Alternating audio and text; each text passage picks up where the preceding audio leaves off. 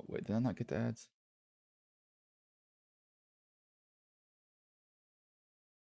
Okay, it did. There we go. I was just making sure. I didn't know if it had connected yet. Must thought I got that wrong. But Austin did the race last week here because I had to do something at work that my boss needed me to do.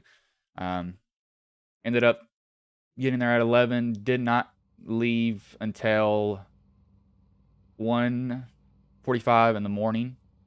It should not have taken that long, but evidently it did, and it was not too much fun, that's for dang sure. Took me a while to deal with that.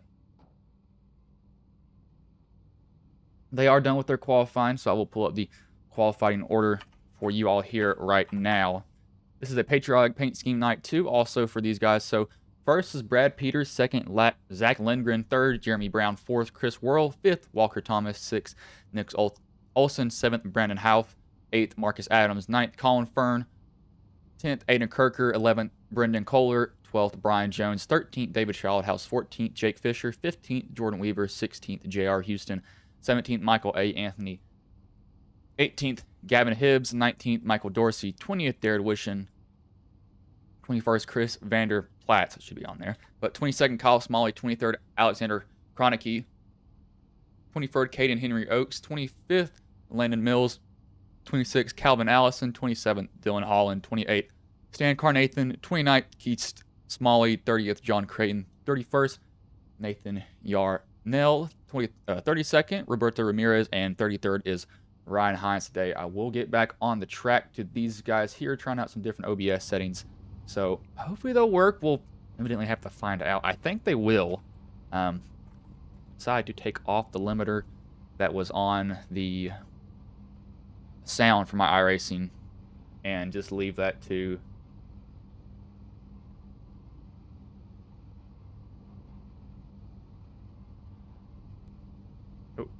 I think I may have just found something here that I was looking for.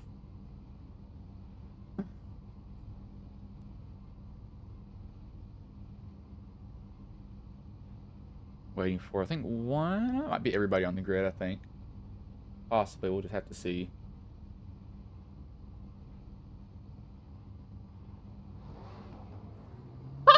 Oh, it caught it. That was what I was looking for.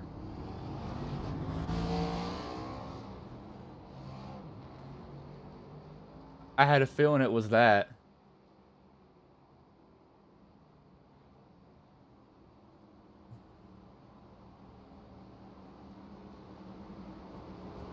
I knew that was it in there somewhere. I just had to find it, and I did. One of my friends wrecked somebody in the A Open under caution on complete accident. He did not mean to do it at all.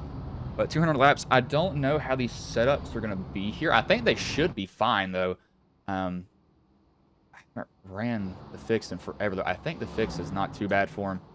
See, all their paints will go white, and they'll pop in with the paint scheme. Some of them might load in a paint scheme, then it actually goes to a different one because it realizes, oh, this is not the right one that we should be running. But that's up to it. I don't have really any control over that. See up there on the top right, though, the sponsor of this league. Gonna be an interesting race. This is a stacked league. I mean, absolutely stacked driver-wise. I mean, this league is not a no, just come out and run. This is like a I'm serious about racing league, and this is always fun to broadcast. It is long races, but these guys get after it. But pace car pulls off here. Starter will have the flag in his hand, going to enter the restart zone, but this start is on the green flag. As green flag is in the air, we are underway here from Charlotte Motor Speedway.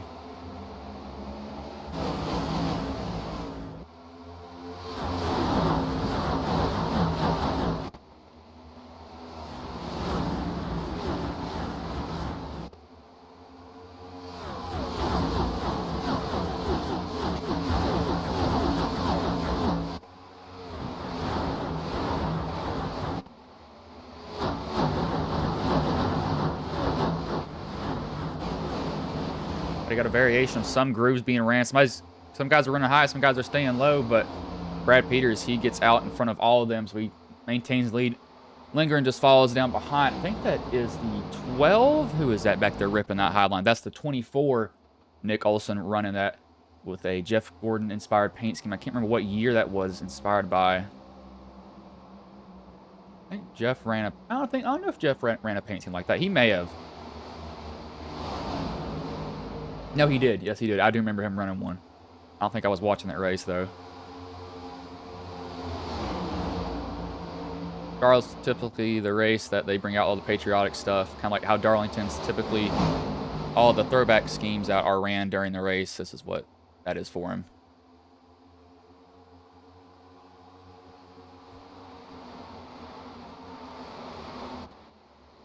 Everybody else decided to file down, but Child House is taking it to the outside. He wants to have some fun back there, and we got the 95 in the wall. It's Gavin Hibbs.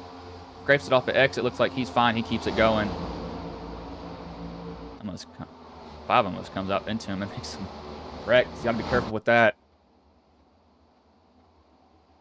Looking at lap times right now, they're running about 30-second laps. They will have to pit probably 2 times in this race, if I have to guess.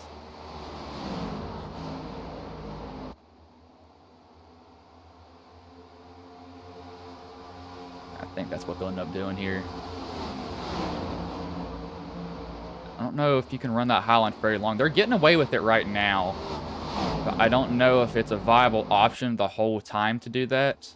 For a couple of laps, yeah, if you need to get around somebody, just burn your tires up that one corner and get around them. Get it done and over with. What they may be doing. Brady's got Zach. We're pretty much just glued to his bumper. This track isn't super draft heavy like it once was. It used to be ridiculously drafty. You would pull it behind a car and you just literally just suck up right to him. One of the most annoying things to deal with, that's for dang sure, and I hated that at this track, but that's what you have to deal with sometimes. Everyone else back here, though, is pretty fine around themselves. They're not really doing much.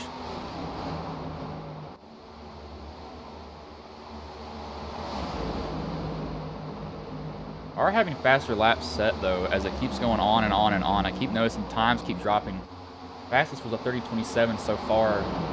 That's Brendan Kohler. He's in 9th right now, too, so he's behind traffic. Could also be him getting just a little bit of draft. Not a lot, just a little bit. I wonder if he's thinking about taking it 3 wide there for a second. He decided, let's not take each other out right now. It's a little bit too early for that.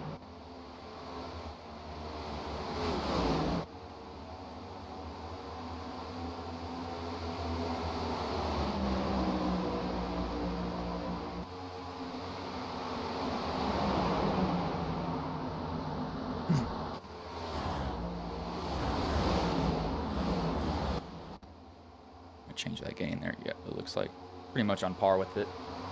I had my gain a little bit too low, or have my audio split. I have to kind of adjust. Oh my gosh, what in the world? Did he just hit turbo? It looks like he just engaged his nitrous back there because he just shot off of that middle line. I mean, he must have rolled that incredibly good. And Olsen, gosh, I mean, I've not saw somebody do that on the outside in a while. That's like having old tires on the bottom, new tires up top. I mean, he just drove right by them. That is interesting to see, that's for sure. Back here, though, these guys are probably just realizing it's nutrition right now as 8 is in the wall. That was 8. That might have been the 8. Yes, that was the 8. I was correct on that. He's gotten some heavy right side damage already. That's not... Yeah, I don't know if y'all can see that now. That is not good.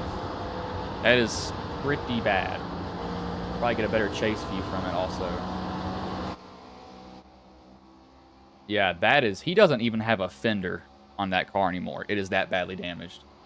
That is not what you want to see at all. Back here, the biggest mover so far is Kyle Smalley. He's up 12 positions. Or sorry, he's up 10 positions, currently in 12th right now. As he's going to come from a big group that are battling with each other. I think these guys running on the bottom are going to benefit more than anything else from staying on the bottom. If they move up, I just think, moving up is going to be okay for a little bit, but I would not want to go, just like super far behind. I guess I could say that.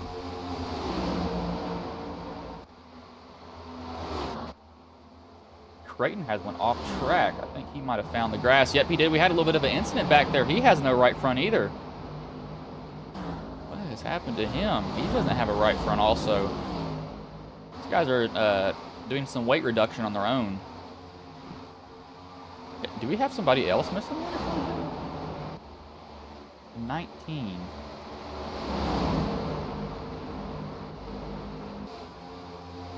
Which is actually the 91, or that might be 91.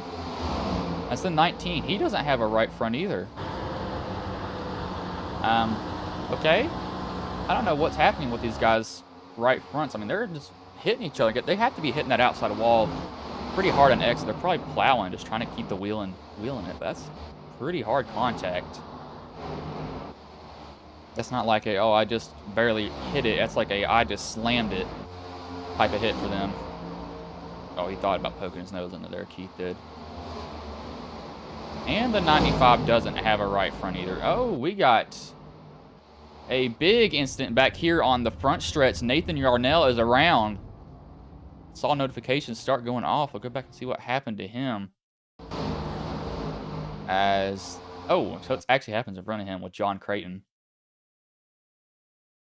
What happened right here?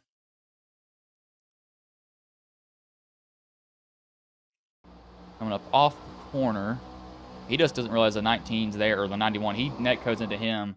That sends the 91, which is the 19 stamped on his car, down into the path of the 15. 15 can't do anything.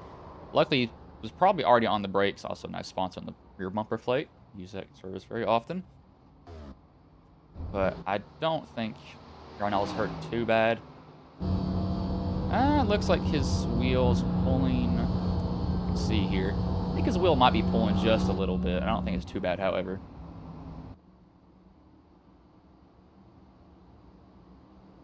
Got a big 84 fan here. I just saw somebody comment that. I just looked back at the comments again.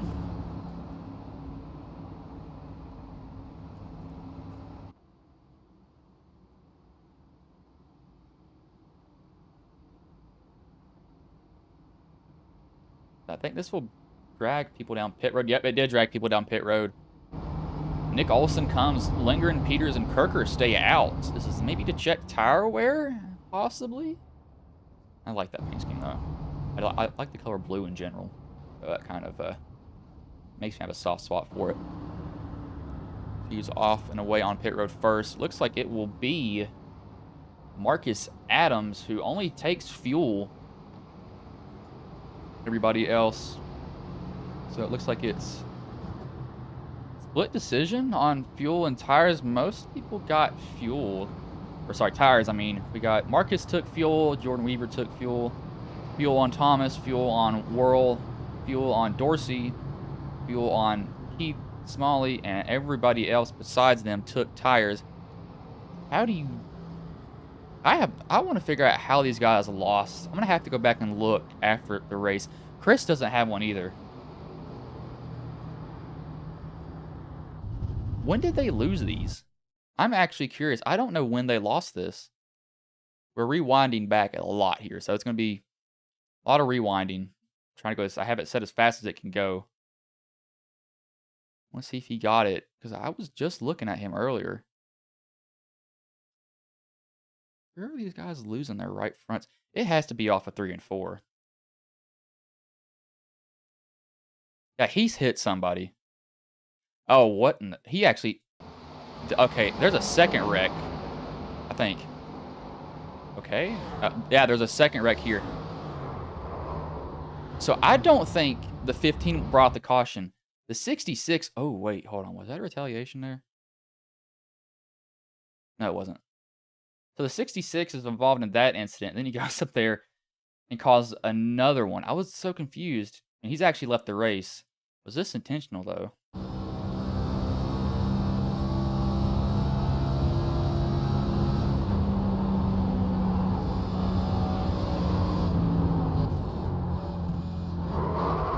I don't think that was. He just got tight. You probably realized, man, yeah, he just left after that. Okay, now that's where that damage came from. I'm not so confused at this point. I was wondering, I was like, where is this damage? I don't understand how these guys are getting this.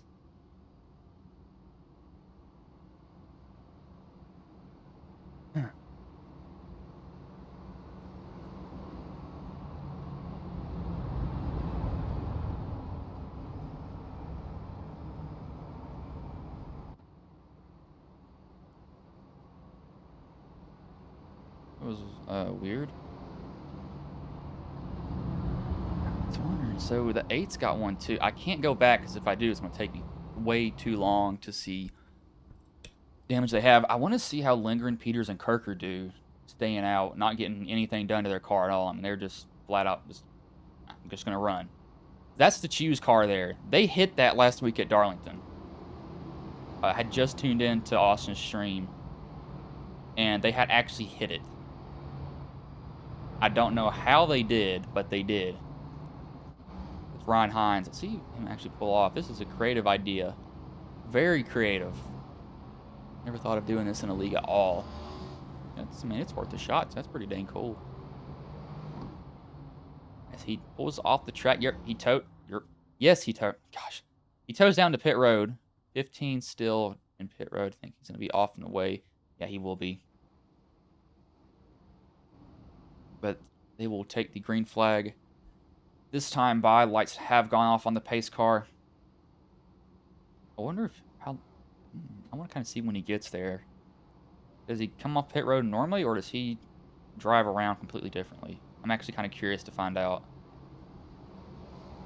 Huh.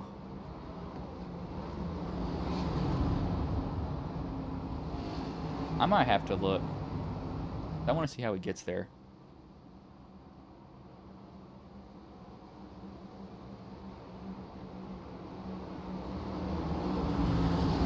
But Lindgren and Peters will lead them to green here. His car pulls off. Start is on Lindgren. Or sorry, it's on Peters. Green flag is in the air. We are back underway here. Got confused, and that 57 goes through the grass. That brings out an immediate caution. Alexander Kronicki. What happened here? I think he just got punted on accident. I don't think he meant that to happen. Yeah, he just got hit. So stack up in front of him. 42 can't see it. 42 nicks him, sends him through the grass. Don't think his tires really aren't hurt from that either. He slid through the grass, didn't really lock him up. So he should be fine. Okay, how does this pace car get out here? Or not pace car. Hughes car get out here?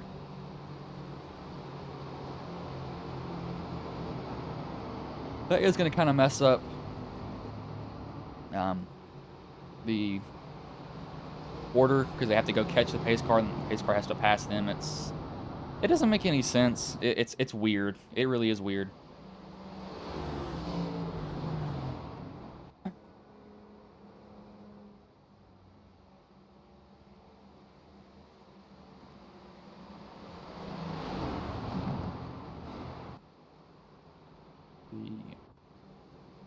This might be a little detective. Okay, this is gonna be some detective work. Voice cracking as a 20-year-old. Good job, me. Did Allison lose? Okay, where are these guys' quarter or front fenders going? His is gone. Where have they lost these at? I'm gonna go looking at this. I genuinely want to find out when they lost these. So Allison doesn't have it here. That was the last pit stop. It was under caution. So rewinding it back. I know how the 19 lost his. And his was gone. Does Allison lose his? Can't keep going, keep going, keep going, keep going. I'm genuinely curious to see how he lost his front fender. I don't see it disappearing right now. Is it here that he loses it? Possibly? No, he doesn't have it there. Doesn't have it. Doesn't have it there. Doesn't have it there. So when did these guys lose theirs? It had to be hitting off of 4.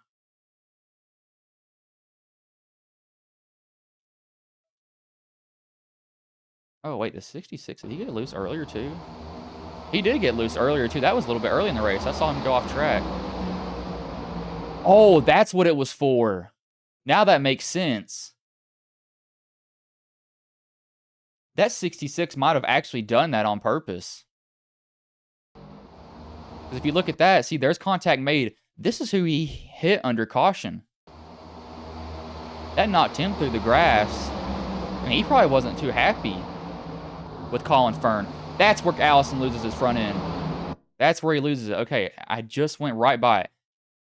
When Creighton comes up the track, bam, right there. That's how he lost his front end. Front fender. I was confused. Now I know where it went. Guys are not afraid to hit each other. That's for sure. They are beating and banging on each other. It's we got a bumper. We got cars that don't take damage like they did before. So you're to the outside of me and I don't like you. Well, I'm just going to move you. I mean, what are they going to do? Stop me? Nope. Can't do anything about it. Well, besides kick you out of the race. That's one way you can beat it. It's probably pretty effective, too. Yeah, I say it is. I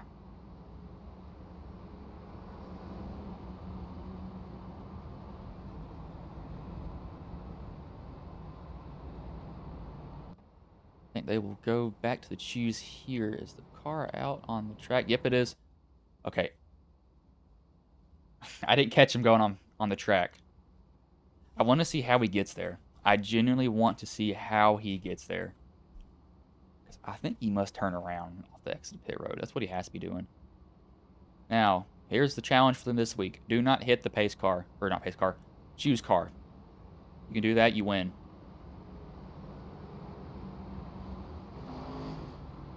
So far, so good. Haven't hit it yet. Keyword is yet. You hit it, well. I don't think, well, you might get a lot of damage from it. Yeah, you probably would. That hurt a lot.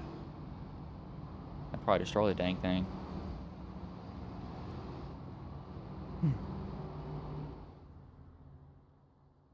Yep, he toes back to pit road. So now the choose is done. Gotta remember, Peters is the leader. I'm so used to the leader being on the inside that it did not register in my hand. Good Lord, I cannot speak or talk at all. Did not register in my head that he took the top that time.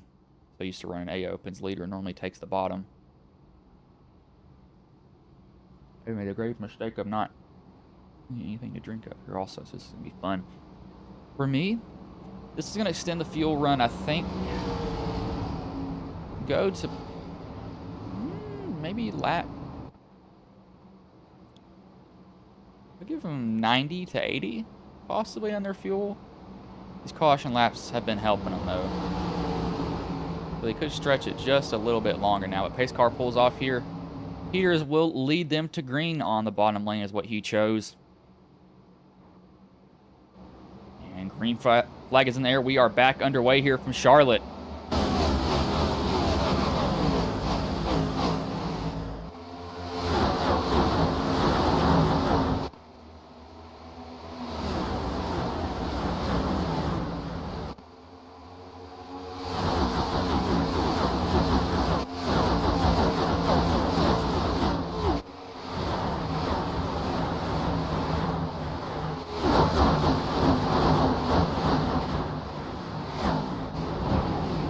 Somebody's running the Larson line, and it did not end up too well for him, as this is a big wreck. Down the front stretch here, the 25-8. 42 doesn't have a front end. 95's got some damage. Also, Colin Fern comes to a complete stop. He says, I'm just going to stop here. You all can deal with that, but that brings out another quick caution. That is a broken toe link on the 25, maybe? It looks like he was just stuck in the grass. That car is destroyed. That is not what you want to see. Let's see, what happened here? Who did it start with? It started with, let's go to the 25 of Landon. The 20 clips the apron. Guarantee he gets too low. Oh, no, he gets hit in the butt by Keith Smalley. Nope, now he gets a little bit of a swipe. Saves it. So that doesn't cause the wreck. And, okay, well, it kind of didn't at the same time. So Keith reacts to this. He puts the 8 into the wall because he goes up and doesn't realize that he's there. 8 stays up there. The 25 tries to go below the 20, clips him. And the 25 goes up right into the path of pretty much everybody else. The 42, nowhere to go. I mean, he slams into him. The 8, the 95, that 95 hadn't missed, and the 8 was coming up the track, just naturally going up there. But then everybody else, like, they get through it pretty much. This is going to help some guys that have optional damage, because some guys need to get it fixed, because that not having a right front fender is not too good. You can maybe get away with it on road courses. It actually cool down the tire more than anything else also, but here, yeah, that's not gonna work. It's gonna be pretty devastating because this is more aero reliant than anything else. So you might want to fix that. They'll actually bring in the race leader in Brad Peters here.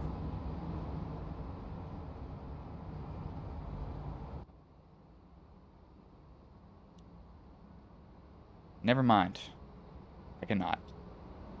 He's not in a Discord channel. Well, that's interesting.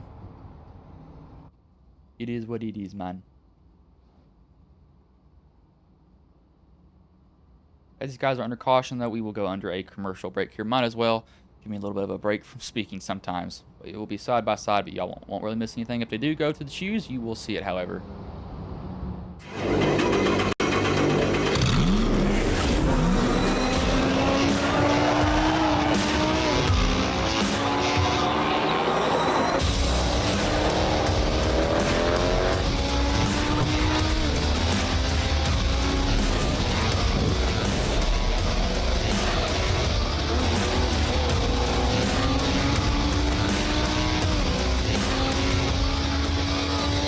I played a couple of simulators and this was like very responsive, especially the hydraulics and stuff, the motion and stuff was really, really on point. Make you feel like you really driving, it feels real.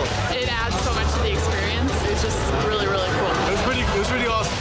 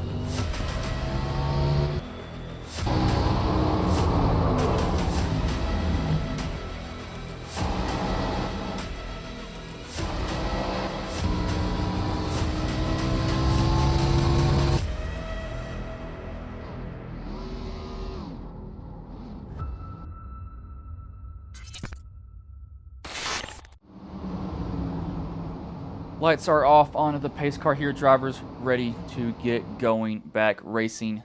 28 laps of 200 down. We've had some quick cautions back to back. Just guys get bunched up, trying to get as much as they can. So not a lot of give and take from most of them. So hopefully they'll start to calm down a little bit here. Pace car pulls off. Brad Peters will lead them to green here. As the green flag is back in the air. We are back underway here. A little bit of tire spin there. And that top line that didn't get going very well.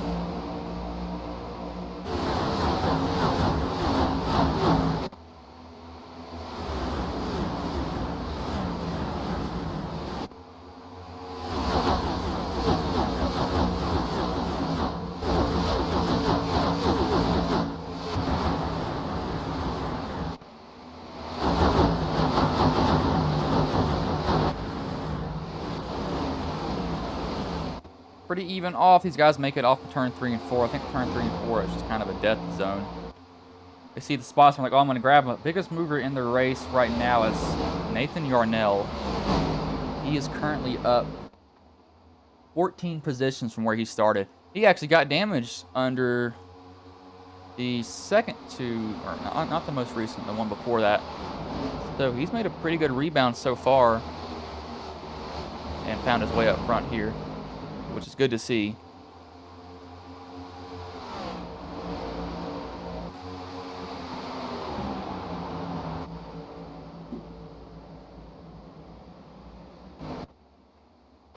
Back here, somebody's slow on the top. That is Stan Carnathan. Got, oh, 3 wide. Here we go. That is Jones on the bottom. I think the 88 saw that. And he's like, no, I'm going to stick with it. The 27 wanted nothing to do with that. That was me. I would have loved to do that. Been taken out, though, this week by somebody on the bottom who came up and cleaned us out. He's been known for doing that. It's very fun. The fastest lap of the race set again. 30:18 by Nick Olson. He has fresh tires too, so he very well may catch Peters.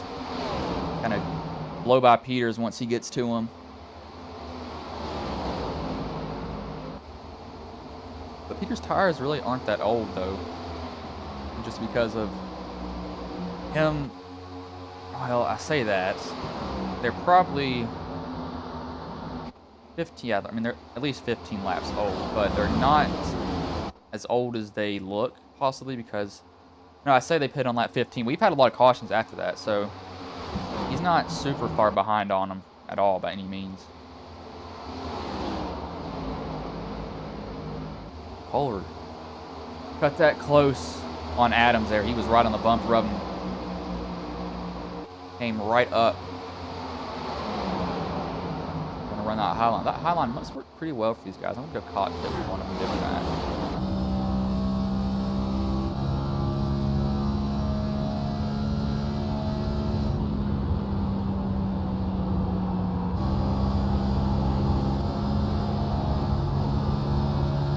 Hey, he's loose, or he's tight right there a little bit. I can hear it.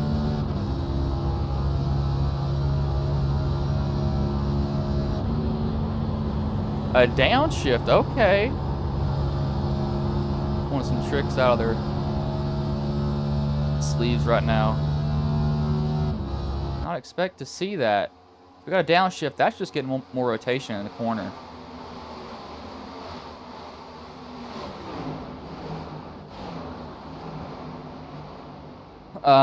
He does not have a bumper cover and no front end.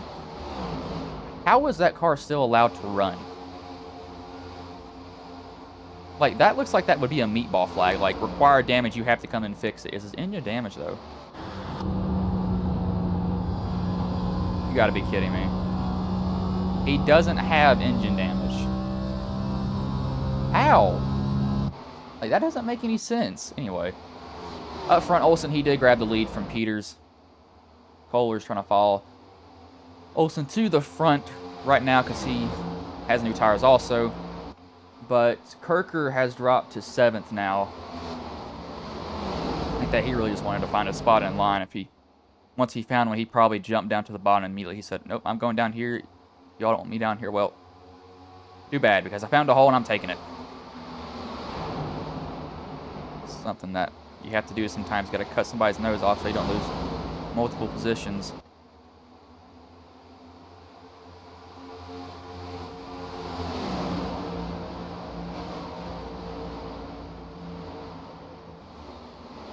We saw was the cause of the not the cause, well, cause and not cause of the last recent caution because he got punted through the grass on accident. But he's making a good rebound. He's up to 18th right now. I really want to see how these cars do that don't have a front fender, because I'm genuinely curious how high they can get up in the rankings position wise. I don't think they're going to get very far. I truly don't think they will. If they do, it's going to amaze me. It's going to absolutely amaze me.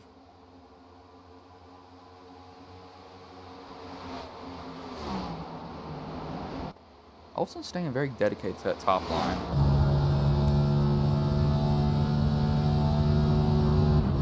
So is he the only... I think he may be the only guy shifting. I think.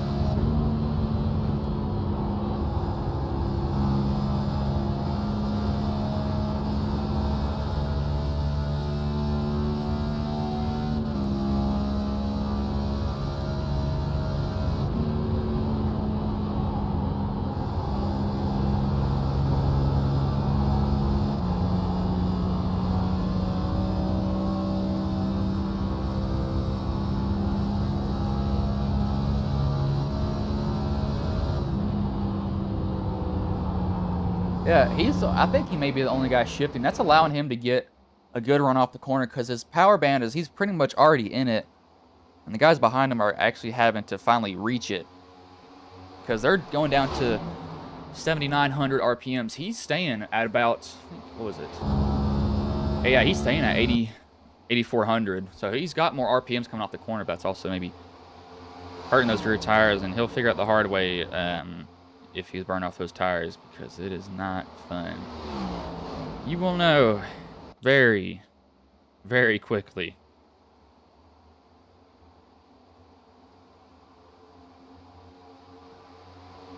Back here, though, this is where pretty much most of the battles are.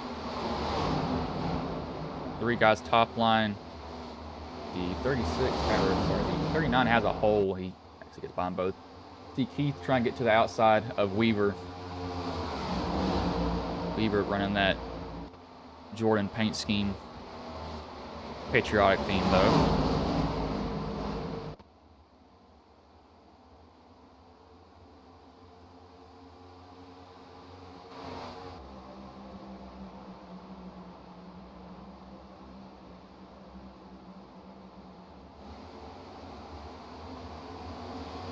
Lap time wise, though, Kohler and Olsen are pretty, I was going to say pretty identical. They just ran the same lap time.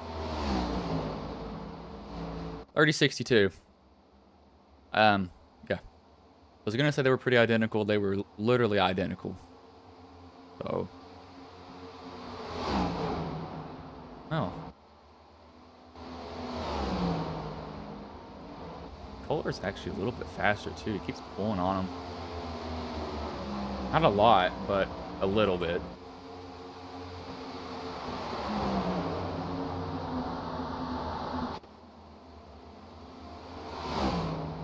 Kohler's going to get up under Olsen. I think Olsen doing that, and that's definitely hurting the tires, too. And I think it's came back to bite him, like I said. Kohler can't get that position, though, so he has to tuck back in. I'm not surprised that it's happened now. I had a feeling it was going to do that, because he's really beating those rear tires, and especially, you know, RPMs, you're going to have more power, or you're going to be in the power band, but those tires are already spinning so fast that it's going to be really easy to slip up on exit. And I'm not surprised. That's honestly might be what he's dealing with right now, because that car's trying to step out from under him, and he's having to kind of wrestle it with him to keep it from wrecking him. You do not want to have to deal with that either. That's absolutely terrifying.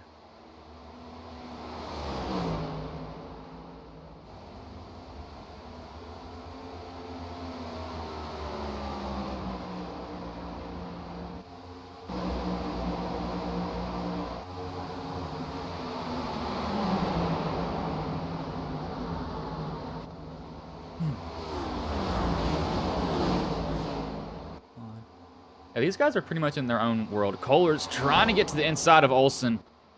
Olsen's fighting hard. I don't think he's... Is he back to shifting? I wonder if he's still shifting. Oh, yeah, there it is. It's coming back to bite him. I knew it would.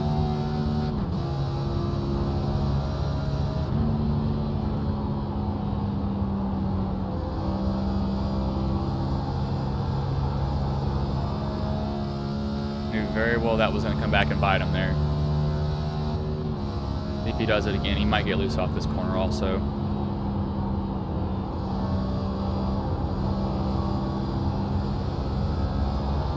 Yep, it's getting loose on him. That rear end's finally snapping around.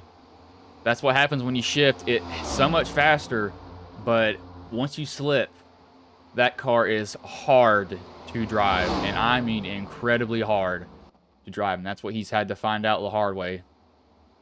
Can't say I did not see that happen or not see that coming, because I did. I mean, I saw it coming from a mile away, but maybe not that fast.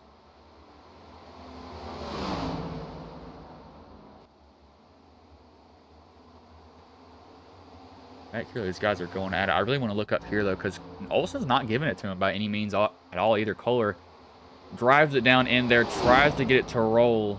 He does. He'll wash up in front of Olsen. He'll get the lead on lap 50. Really just want to keep looking back here. As we got a 3 wide here, Shot House on the bottom. I believe that is Joan, or that was actually Kirker in the middle. They get that sorted out pretty quickly.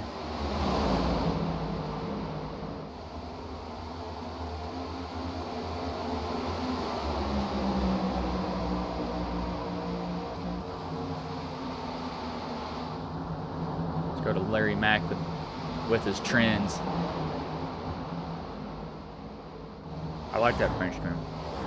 Oh my gosh. Does that really say what it says on the hood? Caden Henry Oaks, man, you are gutsy. It does. Yep. Oh no, please tell me it doesn't. We're gonna cut away from that action first. Oh my gosh, it says America's Anime Source. You know, I can't deny that. I use Crunchyroll also. This man does not care, and you know what? I applaud you for that. I use Crunchyroll, High Dive. I'm using 9 Anime. Used to use Amniplex until it got shut down. He's gutsy. I mean, I'll give him that. He is very gutsy. Kirker hasn't fallen super far back without pitting. I mean, he's back to 11th, but it's taken him a while to get back to 11th, though. It's not like he immediately dropped as you would at, like, Darlington or Atlanta. We got somebody around. Never mind, there's a caution. Oh, Kirker gets involved in that 99. 88 gets turned. That's going to bring out a caution here, the 4th caution at lap 54. Everyone gets slowed down. Oh, and the 42. Already having a rough night. Let me go back and see what happened here. I think the 81 hit the apron. Nope, he got a little bit of a tap there. Let me find where he is. Fisher. Jake Fisher here. So the 84, excuse me. 84 gets a tap from, that's the 6 of Chris Worrell, I believe. Yep. Sends him down. He overcorrects. 39 right in the path of it. 99 can't go anywhere. 88 gets clipped. 88's actually probably fine on his damage. He got hit in the rear, but it didn't really send him into the wall. But that is rough. But this is what I thought would happen. Everybody down pit road, so that actually kind of works out for the guys that didn't come pit.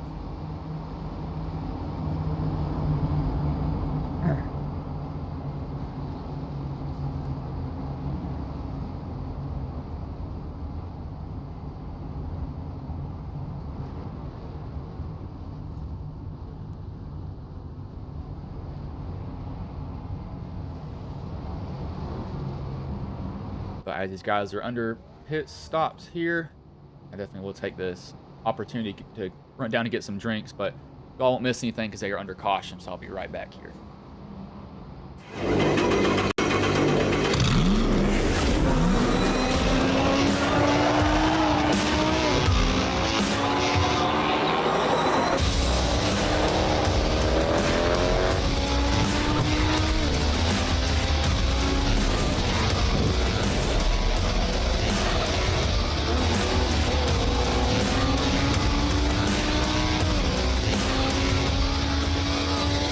I played a couple of simulators, and this was like very responsive, especially the hydraulics and stuff, the motion and stuff was really, really on point. Make you feel like you're really driving. It feels real. It adds so much to the experience. It's just really, really cool. It was pretty awesome.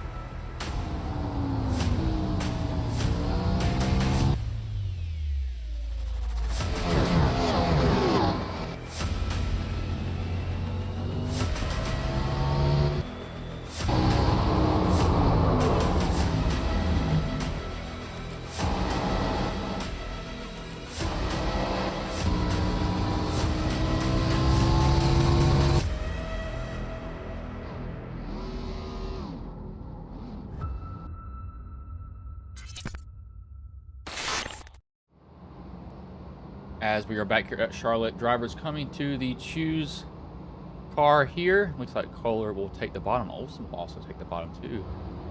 Not think he'd take the bottom with him, but he did. So that's an interesting choice for him, I guess you could say. But hey, not a bad idea at all.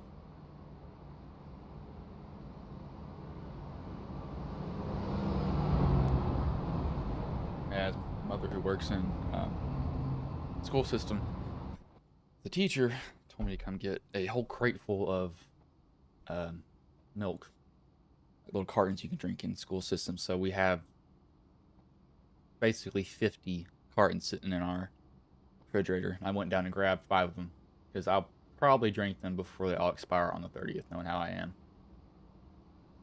I don't know what it is with me in those.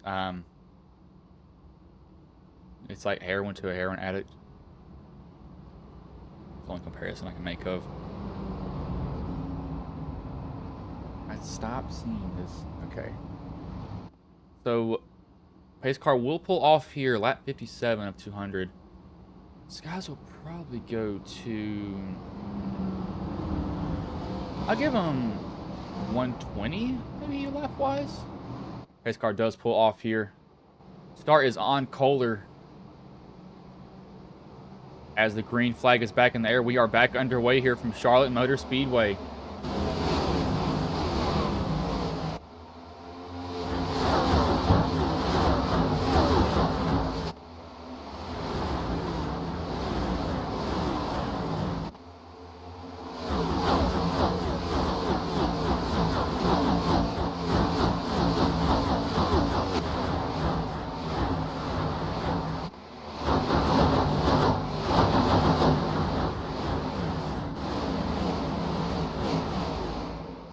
Kohler maintains the lead, but back here, these guys are going at it. Walker is trying to get a position from Peters. Peters won't let him get it. Peters going to stay on the high line instead, and he's going to say, I'm just going to kind of ride next to you, bud. It's going to be a fun little game that we're going to play. It's a, hey, if you want to race me, well, let's find out what we can do with each other.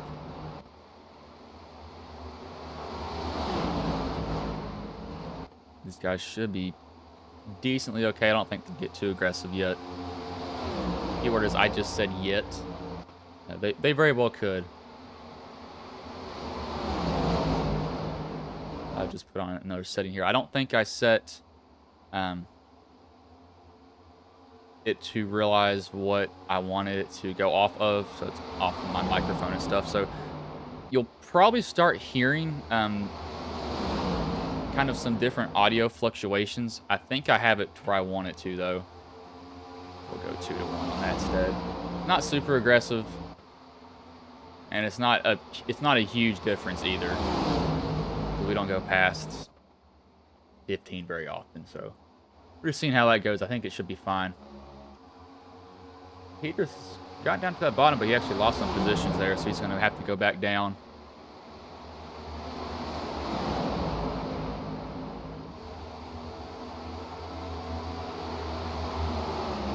Kohler's trying to maintain this lead of these guys that are behind him, but they are all over him. Everybody's all over each other.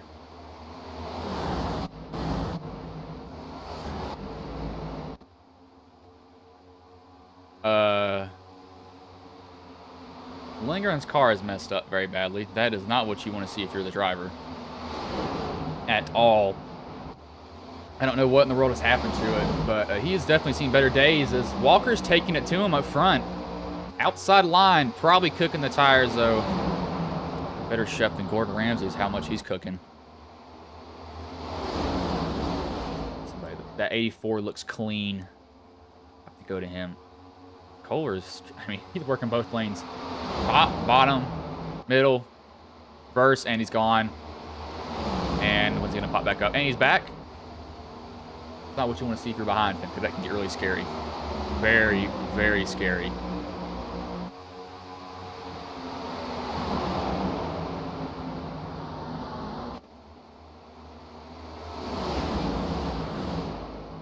Thomas is making it work. I don't think it's going to work too long for him. I think it's going to end up hurting him a little bit too much. If he can get down in front of Olsen, he's going to try it. He's actually going to try to take the lead. Walker Thomas to the outside of Brendan. Brendan's got that quarter panel, though, so Thomas can't get away. And if you're Shildhouse or Peters, you know, seeing these guys do that, you're actually kind of like, you know, this is good. I actually like to see them fight because they're cooking their stuff up while I'm back here doing, what, riding around? I'm not pushing hard. You know, that's what I'd be doing as they get loose again. Oh, Shildhouse, take it 3 wide. Do it, Shildhouse. I know he's thinking about doing that. He's got to do it. Come on.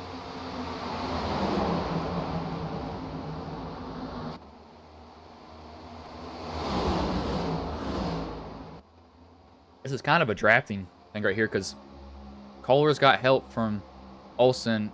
Thomas has help from Shildhouse. I think Shildhouse actually gave him a little bit of an arrow push, but Walker Thomas, he'll go to the lead.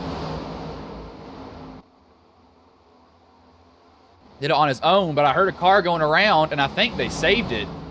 And no, they did not. That's the 25 of Landon Mills, the second wreck today that he's been involved in. I don't think he was the cause here. He does not have a right or left front fender. That might be a self-spin, possibly. No, it is not. Allison just gave him a little bit of a tap. He did a good job of keeping his foot in it. And then he reappears. The 20 can't do anything. Locks it down, lets it roll again, ends up spinning back around. Out of the way of traffic, but brings out another caution. He's had a rough night. He's had a very rough night. Question is, you come down pit road and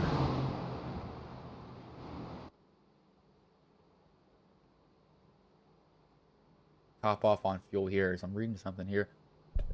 Of the NASCAR, what Dale Earnhardt Jr. thought of the All-Star race.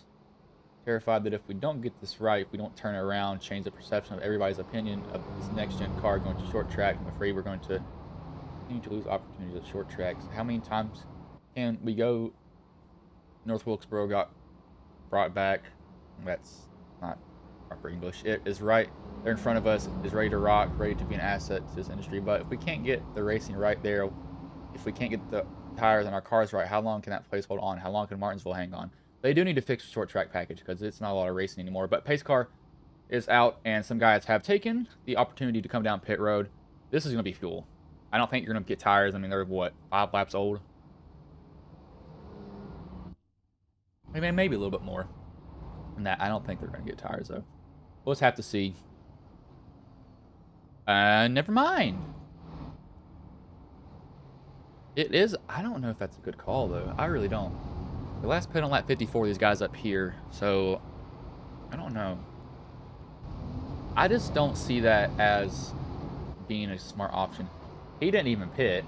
I think he missed his pit stall. I still don't understand how that car is still driving.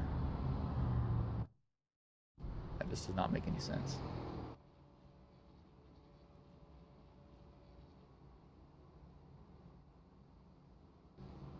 Brendan is not in the Discord. Let me make sure of that.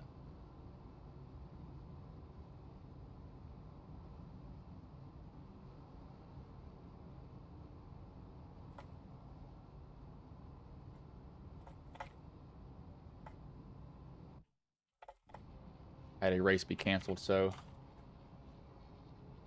somebody just messaged me that I was going to broadcast for them on Saturday, but I don't have any more. I might actually be pulling a double. I am pulling a double tomorrow.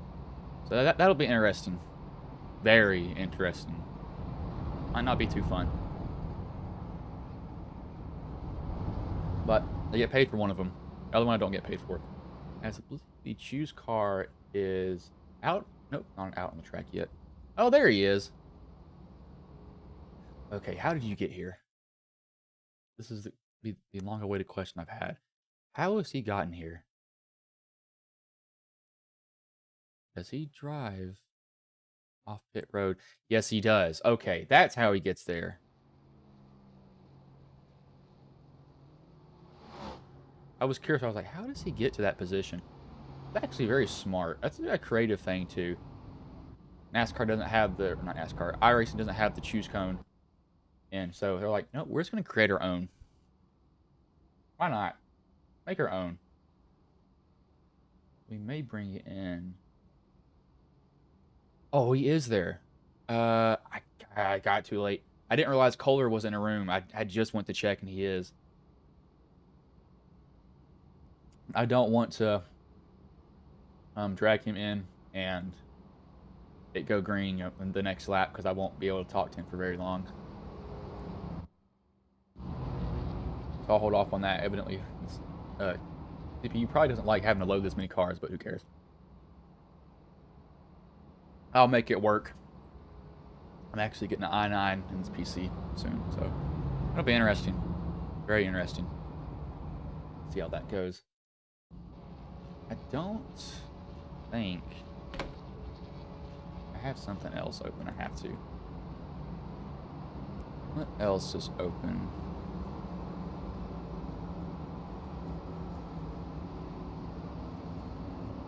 Just checking here to see if I have anything else open that's causing it. OBS definitely takes up pretty much all of it, though. Yeah, I think it's just connection doesn't like me too much, and we'll be fine. Yeah, we're fine. Seeing what that is.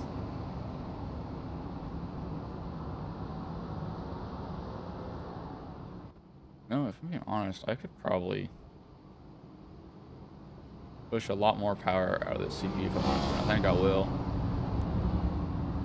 Overclock it more. Don't do that if you have no idea what you're doing. Because you can blow it up. Blow it up as mean like, burn through it. Literally burn through it. I haven't done that yet. Luckily they thermal throttle and they shut down on their own. But I have thermal throttled a couple of times. Back when I first built my original PC, the CPU fan I had did not seat on that thing at all, and it was... I still have it too. Not in this one, in the box under my bed. I will never use that thing again.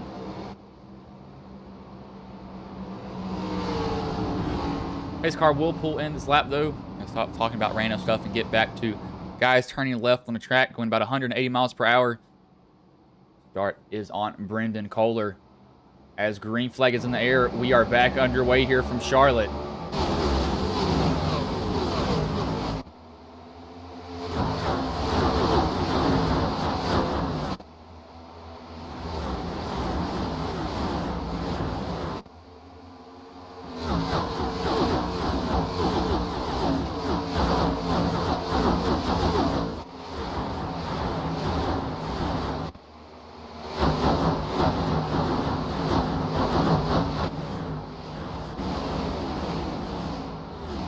Guys make it off the 3 and 4 here. Olsen's trying to go for the second position right now under Childhouse. Childhouse is not going to let him have it either. He's going to make him fight. See, he's going to try to get clear. He's not fully clear, though. He's got to stay in that bottom line and have to deal with this. But back here, this is where a lot of these guys are going at it. We got the 45. That's a money line paint scheme, but it's based off of a different sponsor, possibly. I don't think I've ever saw a sponsor in the Cup Series or any other series. That's what that is. Somebody's through the grass. Wonder how he got down there. Probably got a little bit of help, or just got loose off of 3 and 4. He probably very well just got loose. That's what I keep seeing. Everybody gets loose. Roberto Ramirez. How is he still in the race? And he's on the lead lap too, is a more amazing thing. Fisher isn't. We have 4 guys that have called it a race for them so far because they have too much damage to do anything in it. But Childhouse is now set sail. He wants to take this lead from Kohler. Kohler goes really wide. He's going to have a massive run off this top line too if he gets it right. And they're not a really big... he had one. I just couldn't really tell from that camera angle. It wasn't too close. It wasn't really the right angle for me to see it.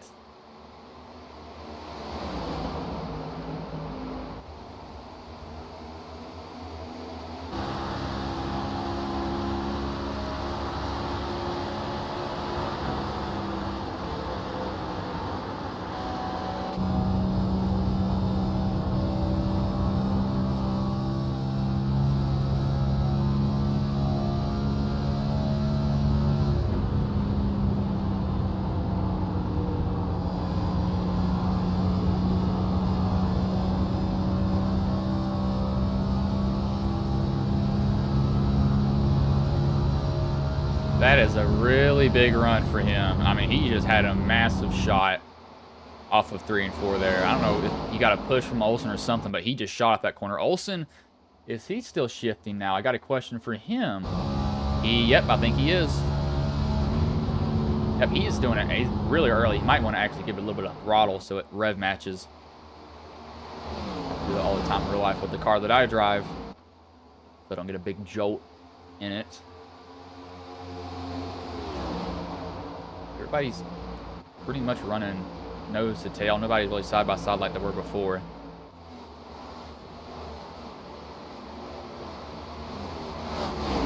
I wouldn't count these guys out there in the back either.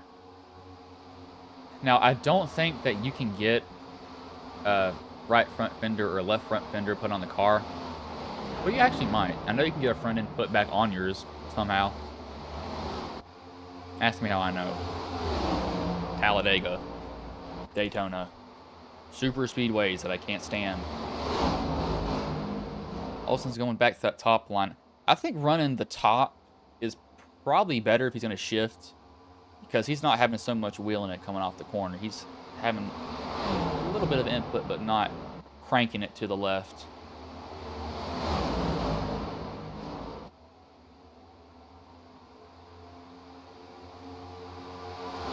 Olsen looks to the inside now. Got a good run, and Olsen will just dive it on in there. He'll take the lead.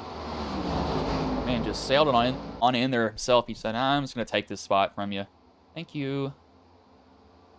Kohler just follows back in line with him. Fastest lap of the race. I know somebody said it.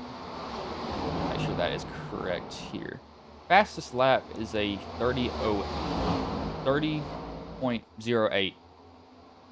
That was set by Marcus Adams. And he's currently in second right now, too, so he's been putting on some speed. He's been running the fastest lap times. However, he did pit and got 4 tires, so it makes sense that he's running faster lap times. Didn't notice that until I looked over to the corner and saw that, so yay.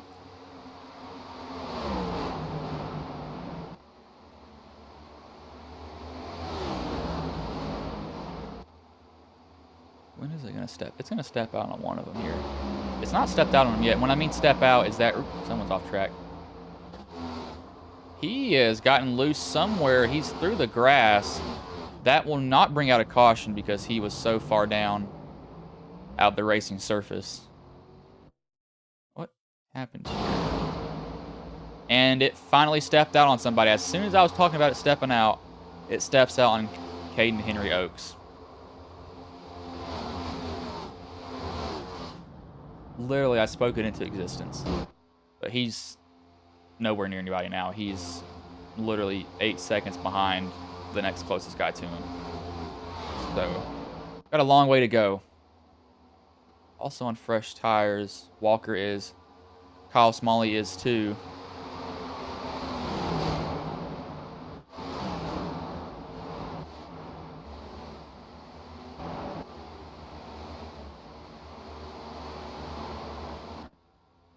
I kind of feel bad for him because he's literally in nowhere. He has nobody around him. I want to see, did Adams burn him off? I think Adams might be taking it a little bit easier now because he probably realizes, you know, I don't have to go out there and just toast him. I can ride. I've got better tires. So hopefully that'll end up good for him. I think it will.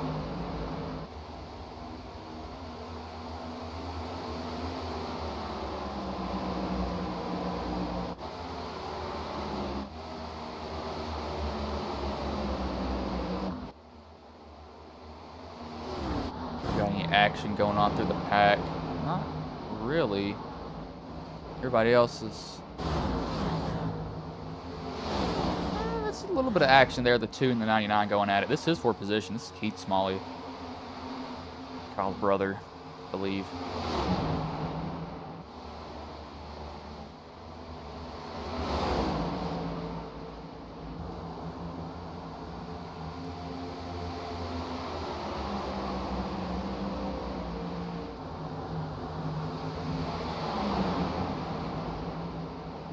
This is a car that doesn't have a front end versus a car that's pretty normal. He's just very far back here right now. One thing, too, about Charlotte that I've noticed, this is a very track position heavy track. In the AA Open, there was a guy that was much faster than me that runs TWR, and I basically got in front of him, and he couldn't pass me. I mean, he genuinely could not pass me. He couldn't pass anybody because it was that big of a difference. I mean, it was absolutely ridiculous. Track position. I mean, you just can't pass anybody here. It's really hard to do it. Kind of like the All-Star race where we basically had what? Well, I can't say we didn't have any pits because we did, or passes. Because Larson literally drove through the field, but that was on fresh tires too.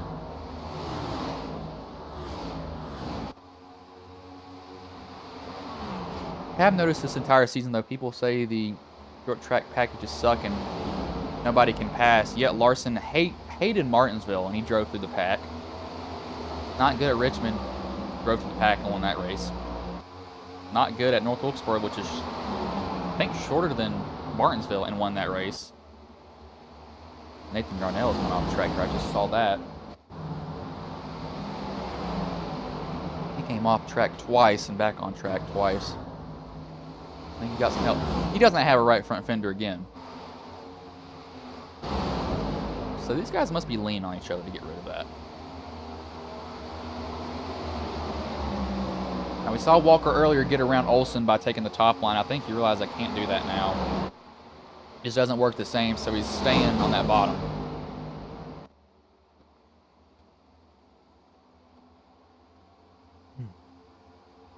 Yeah, I think he's... He actually does get that position there, though.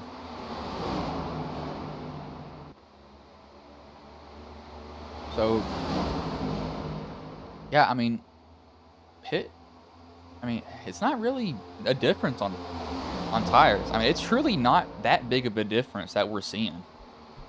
Yeah, they're losing spots, but, they're not absolutely just, dropping to the floor position-wise. They're actually holding their spot. So I don't think it's a bad idea that they came down, or that they didn't come down and pit. Look at pit stop last year. Yeah, you can see the top 8. The yellow is... Actually, the blue is when they pitted. You can see that there. Might be a little bit smaller, but you can see 15, 15, 15. So that's when they pitted. Is at those laps right there, and the blue is they've gone out. Oh, wait, this is a little bit different. Difficult for me to read.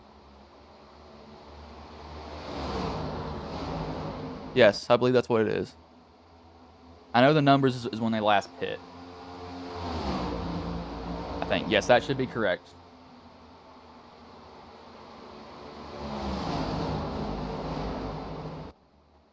Never used that before. I think I got that right, though. But Walker's coming. I mean, he's going to catch Adams here, and he's going to make him put up a fight. He's going to make him decide, do you fight hard here? Do you not battle hard? Still got more than 100 laps left in the race, so you got to keep that in mind. I would not be pushing super hard. If your car is getting loose,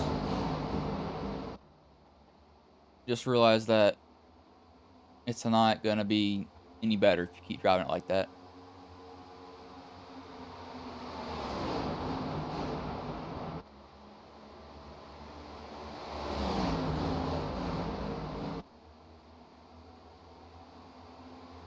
Walker, he will go to the...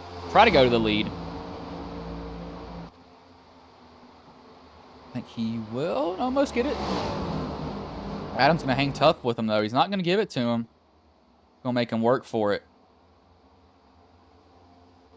What you like to see. They're giving each other a lot of room, too.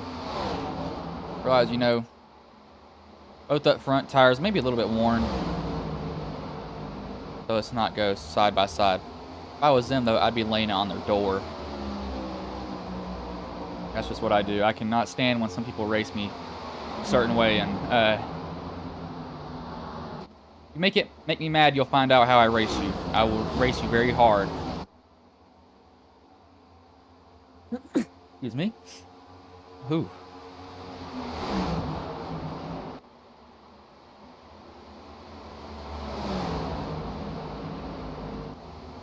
Adams is having to deal with him. He's not having a good time. I mean, he really is not having a good time there. I don't know if he's going to be able to get by him. I mean, he got under him, but he couldn't get past him is the issue. That's always difficult. You're like, you got to be kidding me.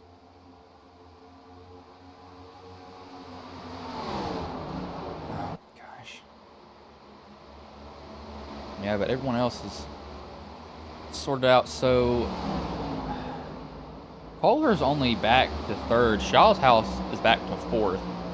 It's not really that much of a difference not pitting. Their lap times are actually almost all similar, the top four. Really, the top 8 are similar lap times.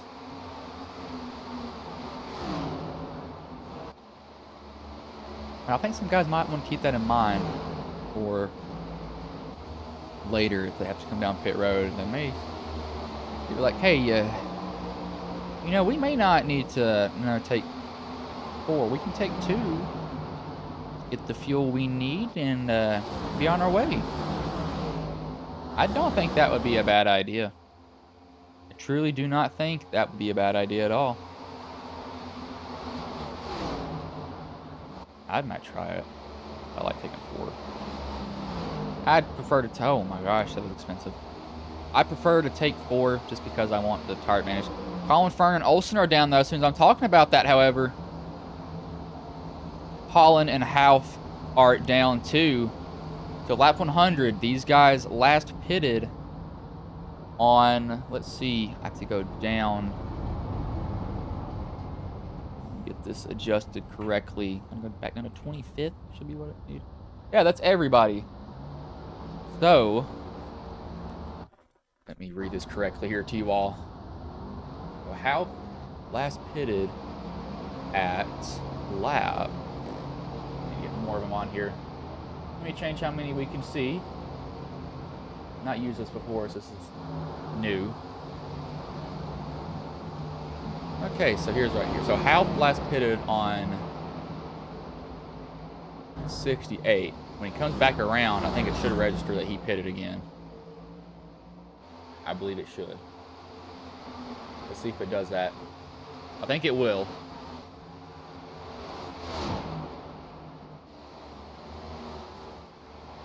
See if it goes back this lap.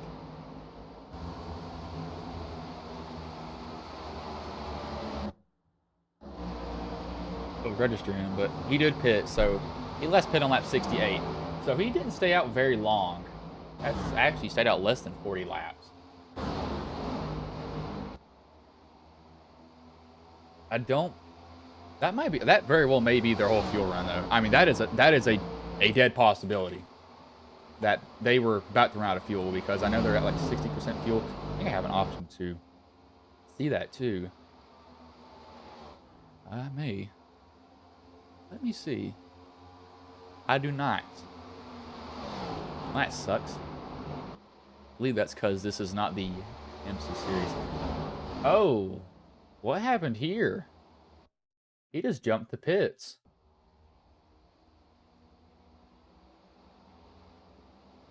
I do not know why he jumped the pits, but he did. It's not registering Brandon as being on the track. I just now realized that. Okay, it is. Yeah, for some reason it wasn't registering him as being on the track for me. So these guys that were up front, well, they put on lap 68 also. I'm a little bit interested on how's that fuel then? Because if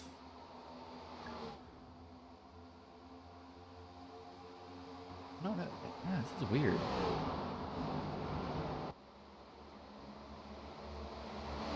How's that gonna work? So lap 68, he came down at what, lap 100? 100-ish. That was only 32 laps.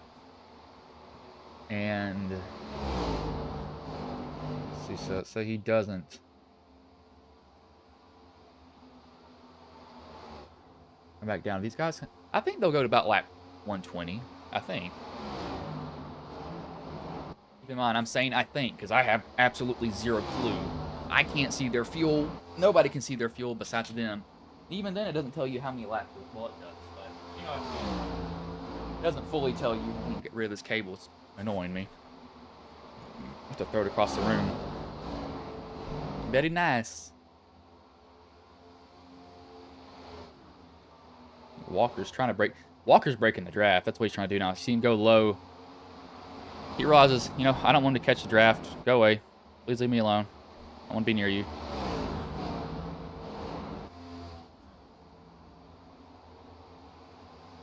Let's see what happens here.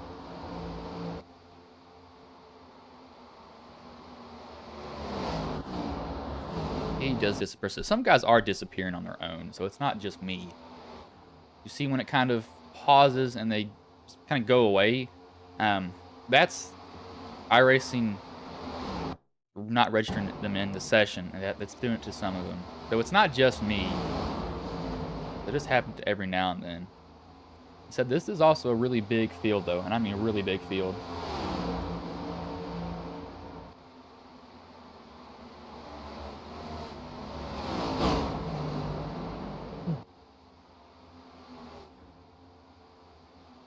We're looking at, I believe,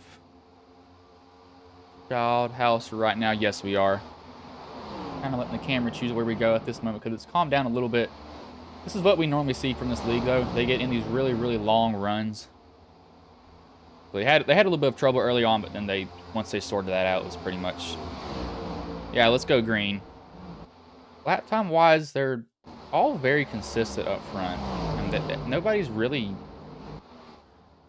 off pace by any means at all. They're all kind of just pretty even. Yeah, they're not know why it's not wanting to be kind to me with this connection. Very well maybe how many cars are in here. So I have to load everything in my CPU. Needs to be a little bit more upgraded. I mean, I have a ridiculous one anyway. I'm amazed, though, by how the 99 and the 42 were still in the race. Because they don't have a front end. I mean, they genuinely do not have a front end. 23 doesn't even have any fenders around his tires. And he's still in the race. Like, that is... It's amazing to me that he's like that. I don't know how you're driving this still. Because it doesn't make any sense. As Kohler comes down pit road, he was lap 54, so he went... under green, he went, look at him, about less than 60 laps. It was less than 60 that he came down as he's back now. Yeah, it's some guys having connection issues. It's not just me this race. But he, a little bit less than 60 laps under green. So we'll have to come down at lap, let's see. Came down at laps. I'll make it to about 175. Now, that is if he ran his tank dry. I don't know if he did. We'll have to see when Wishin comes down. That's going to tell us how long you can actually go on fuel at this track, because he's lap 54 also. So is Child House. Lap 54 also. And if I'm these drivers... I'm running this to the end. I'm seeing how long I can push it and get the most out of it. Get down pit road, get on and off, and go. Just go. Don't even think. Just get it and gone. That's what I'd be trying to do if I were these guys. Probably be the smartest idea, too. Just get it and go.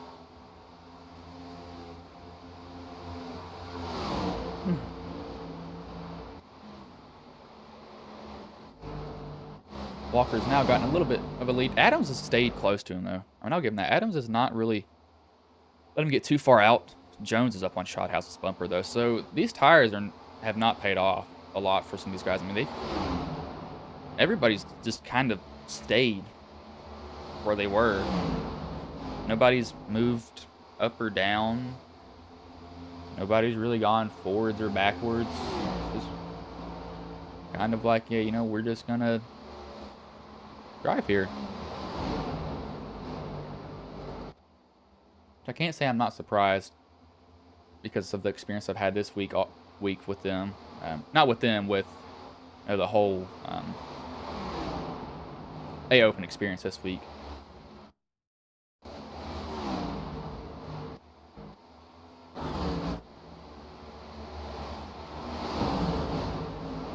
That's going to be a little bit of a loose car there from Peters. That's not what you want to see if you're him. Now these guys have calmed down. We'll wait till they do their pit stops because I know they're going to have one more. I know one more is coming. We're sure they have to do one more. Now, if Shothouse can go to... He's already done more than 60. What is their fuel? Well, we've only had one person come down pit road. That was Kohler. I don't think you're going to make it 89 laps on a tank of fuel. Let me see what their fuel load is, actually. I want to make sure I'm not lying to you all. I might be lying.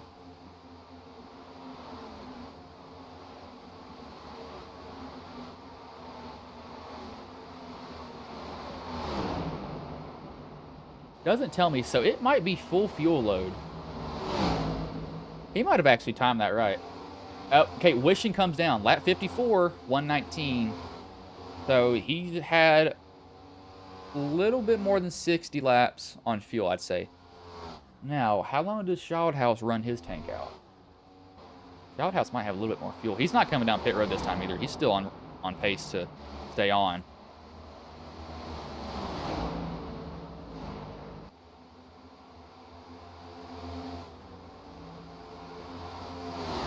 Doing this also is going to help him. Pulling up to the bumper of somebody, make them pull you with them. It's a tactic y'all would be surprised is extremely effective.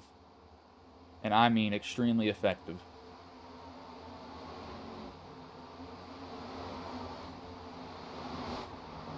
You can really get somebody to drag you with them. I mean, you can gain like 4 or 5 laps of fuel. I've done that at one track at, I believe it was Kansas. And I barely won the race, and I had like, I think I ran out coming out of 4, but I was 5 to 6 laps short, and I stretched the fuel for that long. That was on the old gen cars, so I caught the draft of somebody, and I just stayed behind him. I mean, I just managed the gap that there was.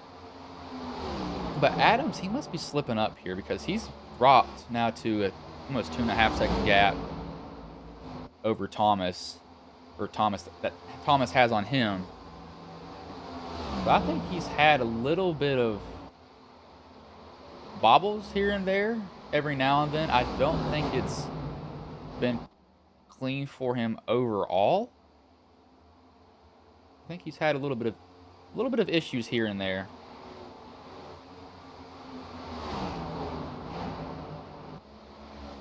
Which you gotta deal with sometimes, though. Isn't the most fun thing to deal with.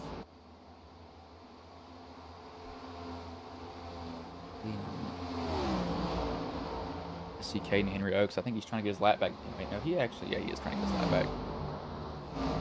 He is 1 lap down. He pitted on lap 111. No, lap 54. So he actually just went a lap down with no right front fender. This is going to be fuel mileage. This is truly what it's going to be. It's going to be who can last the longest on fuel. Now, there comes Kohler. You saw him in the background there just a little bit. When is Kohler going to catch him? I don't know if Kohler can... I don't know. I want to give him the benefit of the doubt. I really do, but I just don't think he can make it. You're asking a lot out of that fuel. A lot. Shothouse is still out on track, too.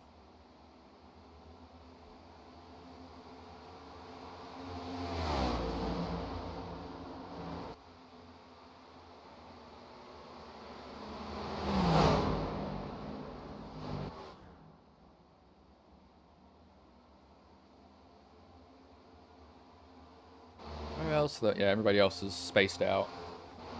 Not really many passes besides guys that are coming through on new tires. They're going to be just absolutely just flying through them. We do have Olsen trying to catch Fern, though. Right on Fern's bumper. Olsen had he's had a rough race. He was up front earlier, too. He's really started slipping. I think that shifting's actually hurt him. You might be saying, well, can't you get off the corner better? Well, yeah, you can, but the issue is that you're getting off the corner better, but you have high RPMs. And those tires are already spinning so fast. You try to get them going more, it can easily break loose. Now, if you're at lower RPMs, it's going to take a little bit longer to slow down. You're not going to have the engine braking that you need. Shothouse goes down pit road finally. 54, 127. I think he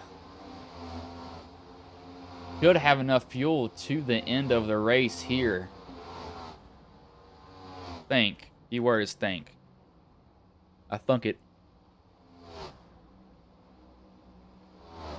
But I do think that he will have enough fuel now. I think. Probably wrong, but anyway. I very well probably am wrong. Oh my gosh. That is expensive.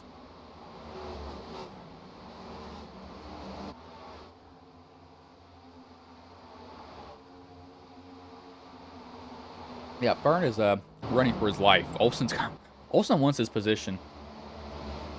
Kind of have a big train. I mean, these are all lap 99. 1, 2, 3, 4. The car on the outside isn't with them. That is actually...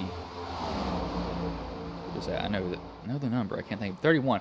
Yeah, that's actually Adams.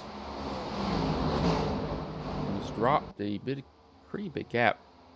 Adams was in second a minute ago. Yeah, he was. What happened to him? He must have caught lap cars at a wrong time or something. I'd have caught that group. I don't know what happened to him. He dropped back there, and I did not see him do it either. I didn't see his name really dropping through the rankings so fast. Now, this is going to be weird. What it's going to be is... We saw tires don't mean that much. And what it's going to come down to is... How much of a gap can Walker, Jones, Marcus, the guys that last pit on lap 68, put on the guys that came down pit road already for the end? That's the big question that I have. Is you got to time it out. You can't stay out too long. You can't stay out, or you can't come in too early, though. Because I guarantee you those guys behind him will not come in. Excuse me.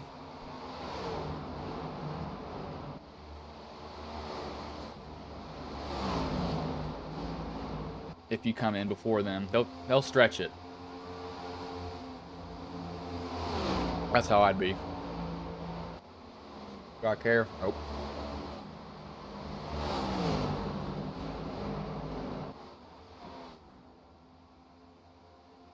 Probably about drink all of this. Yeah, this is gonna be interesting. I really want to see how long they're gonna wait. Hayden came back down pit road. He had to come back down pit road. He was lap 58 though, and he lasted till 133. That being said, he's also running a little bit slower because he has damage. That's an insight though. That could mean a lot, because if they see, you know, he was out there for this long, I think that Shothouse can actually make it. Kohler can make it. I know.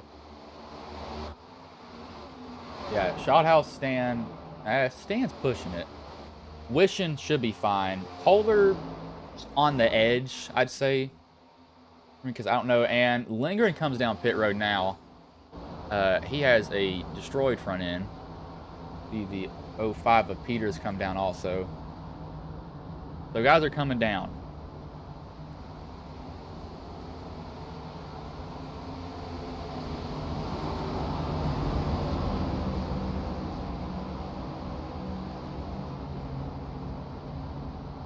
Oh gosh. Bad choices. I will make them if it's possible. Why? I don't know. Pay 49 cents. Yeah, sure, okay. Okay, so... These guys are about to get ran over. I mean, these fresh tires are coming through. Just getting their lap back. Most of them unlap themselves the hard way.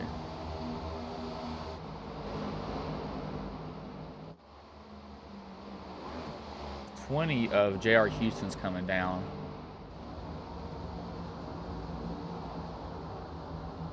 Oh, that's a speeding. Oh, he might have gotten slowed down.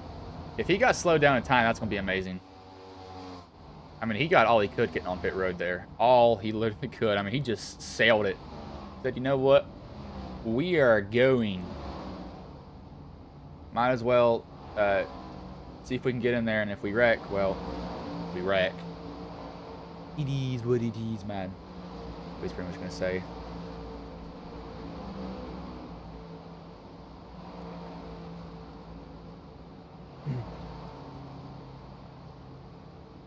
Wow,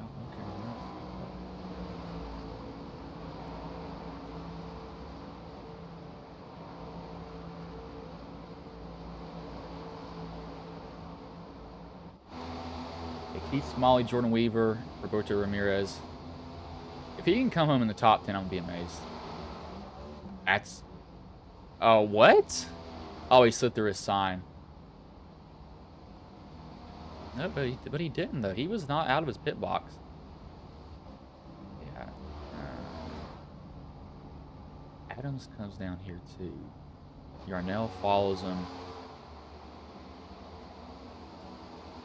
He's got a destroyed car.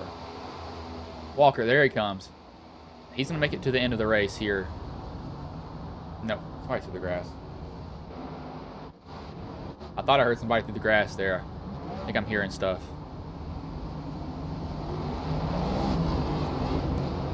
Main question I have, though, is where do these guys come out when they take their when they take their fuel?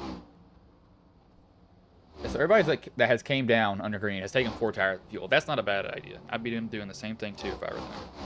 Just get damage fixed. Not damage fixed. Get 4 tires. You got to take a full tank anyway, so might as well. No gambling. But Walker, he will come out 10th on pit road, and he will maintain that position over Jones. So he drops 9 positions. Has pressure tires.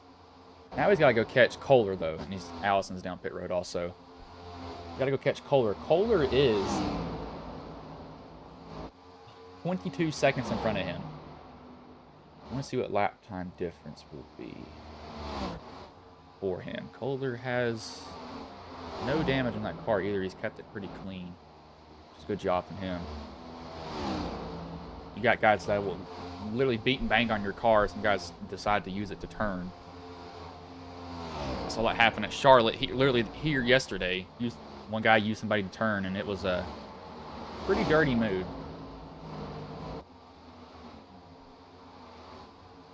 Excuse me.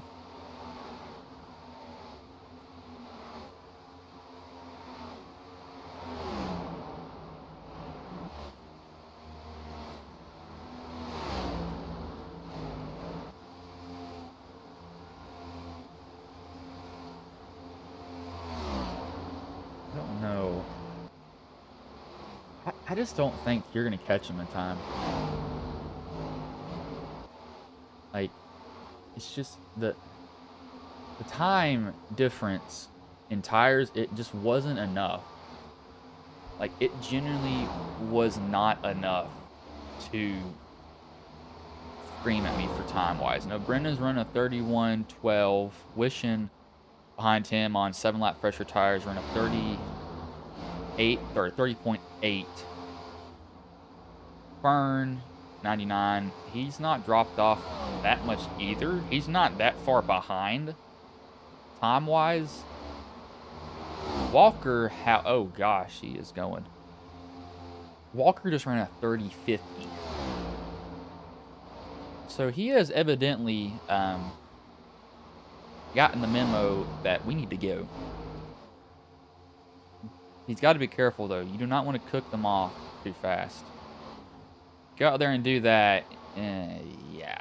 Well, you're not going to have a car to race with. I do remember somebody said that 84 looks clean. Jake Fisher, he's not in the race anymore. And now these guys are done with their pit stops, though. I'm going to do one lap on board with the top 20 here, just one lap. Get y'all a view of what they're seeing so far.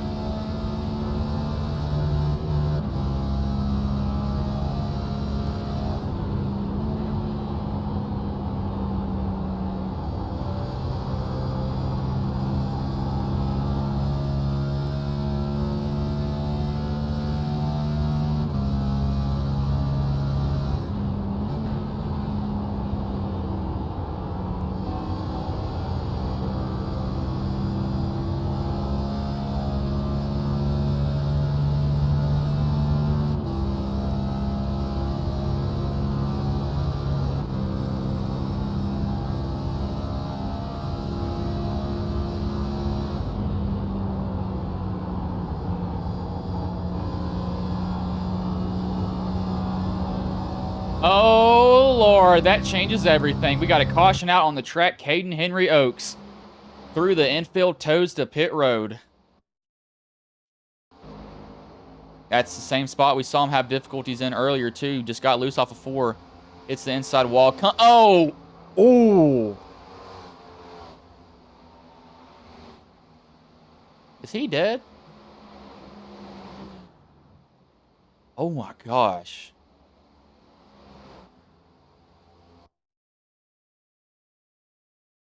That was a hard hit. Oh, my Lord. That was vicious. I think here he breaks the toe to his car. Might have bent it in. Stan, oh my. Stan hit him full speed. I mean, he was probably full speed coming off that corner. Because he doesn't think Caden's going to come back down the track. Yeah, he was full speed and just tried to make it. He wasn't able to get past him, though. I mean, he absolutely slammed him. I think his car probably blew up there. No, I didn't hear it blow up. Oh, my Lord. But now everybody's coming down pit road. That is not correct. Give it some time to update. That is... Never mind, they are. That's replay. I'm just not too smart. Okay, yep, everybody is coming down pit road. Still looking at the replay, and I was like, why is it showing me this? That was a... I mean, he killed him.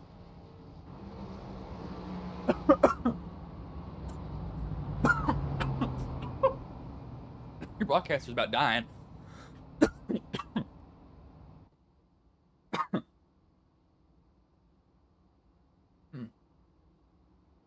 Ooh, that about... about saw somebody die in lap 149 that was talking to y'all. Oh, good Lord, that didn't go well. Okay, so 2 people stayed out, Jones and Houston. I don't think this is a bad idea. This could actually work out for him. If I don't die before this race ends, because I very well may die, knowing how I am. How this year's gone. Oh my gosh.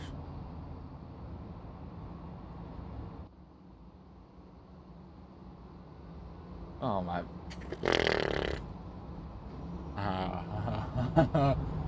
Oh no.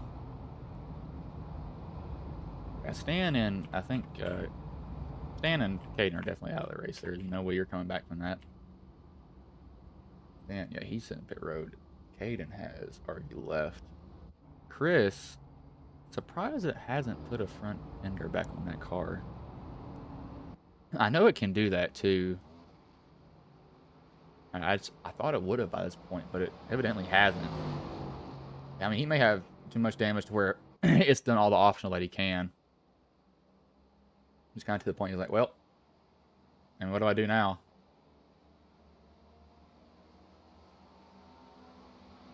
Really? Oh my gosh. That was not a good idea. At all. I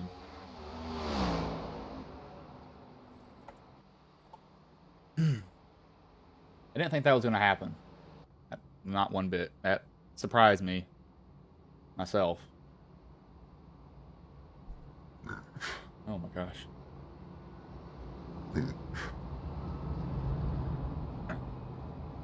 Oh, I'm not dead yet. If I die, well, just put my body somewhere. Just roll it away. I'll be fine. Hopefully. Gosh, that was interesting. I did not think that was going to go too well, and it did not.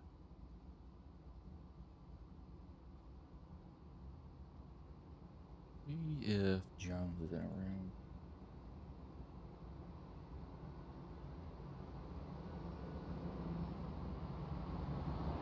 He's not. They just went through the choose. I want to get the leader, but Jones is in a room. Howe, Fern, Holland, Olsen, Carnathan, Vanderplatz, Brown, Yarnell, and Kohler are all in one. None of those, I mean, well, Shouthouse is there. Kohler is second, but don't think that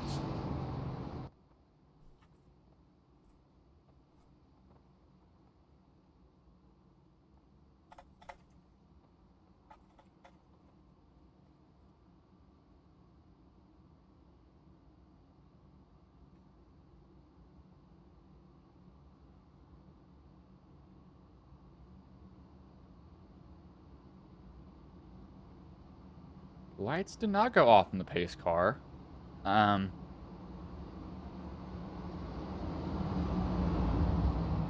think they were supposed to. Pretty sure. I don't know why they're not off. Okay. Yeah, they normally go off, and then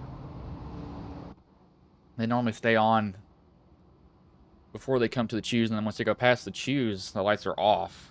Or once it goes past the start-finish line, the lights go off in the car. They'll go off this time, though. And they do, so these guys will have 47 laps left in the race here. I think this is where we might see all of it burn down to the ground. That will throw stuff away while these guys are under caution.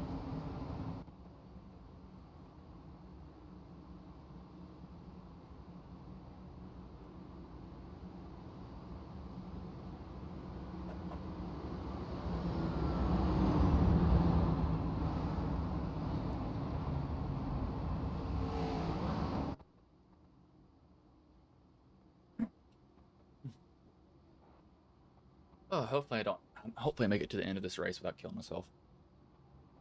From choking on water. So I probably would. Or choking on milk. I've actually choked before on a piece of chicken. I just talk about random stuff. Welcome to what goes through my head. Do I know? Nope. Not a single freaking clue. Why? Eh. The only answer I have is eh.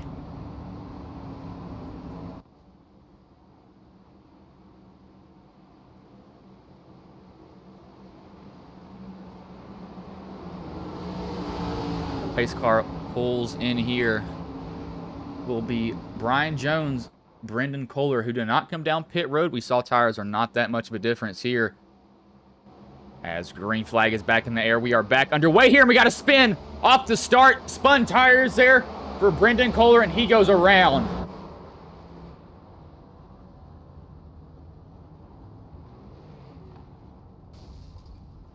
Old tires can't get going as fast as new ones can.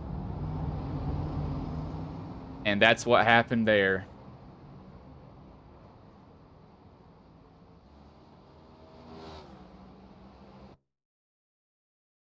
Go cockpit. I guarantee you it spun. Yep, he's in first gear. It's going to spin. Actually, he might have gotten help. He got into second gear. He might have gotten a tap from the rear end. I think he did. Did he get some help here? Oh, he did. I don't know. I can't put that on the 27 because it's not bam bam.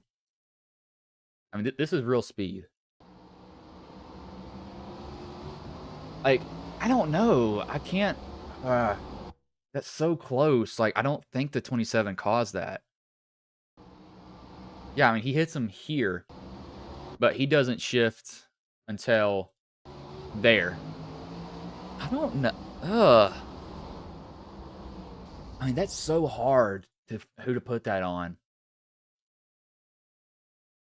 Oh my gosh, that's gonna be difficult. I want to go gearbox and hear it. Okay. So we'll rewind. We can actually hear when he shifts, and we can also see when he gets nipped in the butt.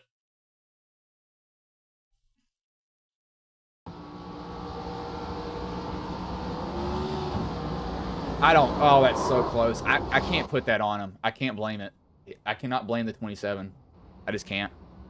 It's just so close of just bam bam. Like, it's too close to say anything about that. And I think that probably most people would agree with that, because it is, I mean, just, gosh, I can't. Ooh, I just can't say that he caused that at all.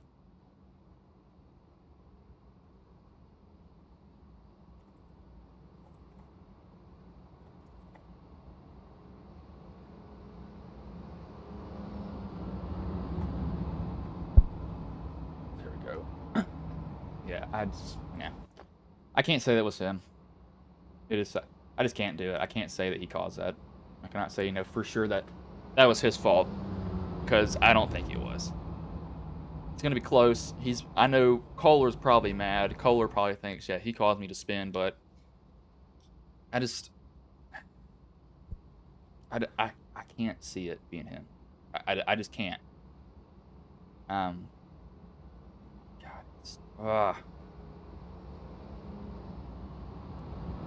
can't see that being his fault. It was just too fast of a chain reaction to put that on him. I don't know why I'm still talking about this, but I am.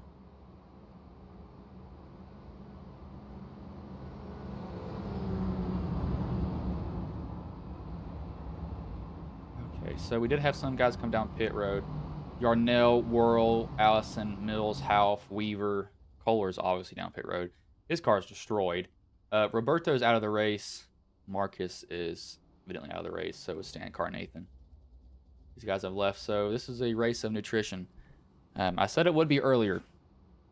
Who would have guessed that I was correct? Me. Long races, guys, it's just like, please get this done, over with. This is what's going through their head. And cautions make it longer, too. Don't get me wrong. Cautions are probably one of the most annoying things to deal with. These guys haven't had not a big caution or caution problem. I don't think it is. But there's definitely not been short of them. They had ones that, were back to back, and then they calmed down after that. So they've been pretty good overall. That does not do anything.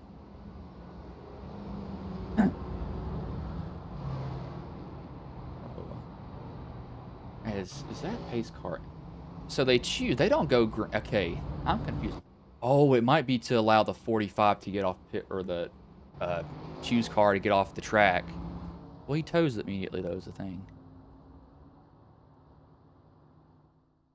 I don't know. It must. I think that's to stop it from saying that it would delay it, because there's a car in the track, is what it would say that there is. So I think that's why they do it like that. With the nice orange paint scheme. They should put a paint scheme on it. Just make it look cooler.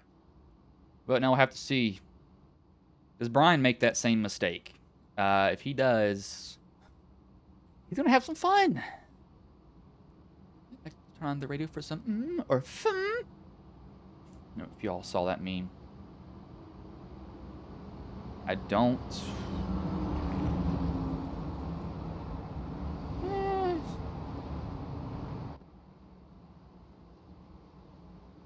I think these guys will be fine with each other.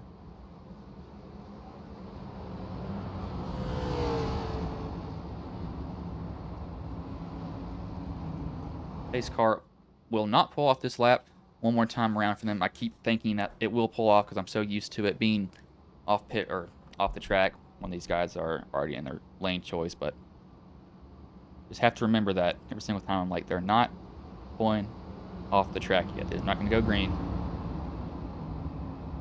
So a lot of these heavy hitters, we saw most of them sadly kind of fall to just incidents that aren't their own. Sometimes they are, sometimes they aren't. It's how it goes most of the time. It's like are you really kidding me that I just got involved in this type of deal? There's nothing you can really do about that.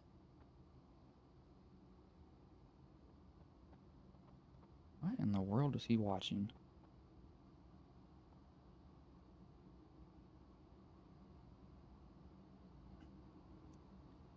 I would have loved to know that this was a thing, but I had zero clue that it was. Of course I didn't. I feel real dumb. Oh, it's actually not the H7. Okay, never mind. I'm not dumb. I don't feel so mad at myself. Okay, lights are off on the pace car. They will go green this time by. They will have a little bit more than 40 laps left in the race. I think these guys will probably be fine to the green too, or to the checkered. I just cursed them all. Sorry. His car pulls in though. Start is on Jones, and Jones is back on the throttle. We are back underway here from Charlotte Motor Speedway.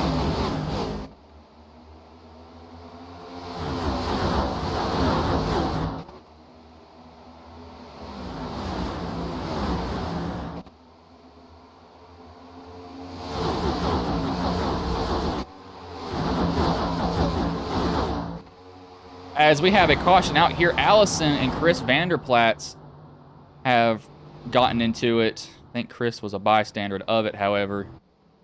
Go back and watch what happened here. It was off of turn 2. Evidently, there was something that happened down the back stretcher off the turn. Trying to rewind to where it will go to that incident here. It actually doesn't even register as it being an incident. Kind of go back and find it ourselves. So we'll go to Chris's view.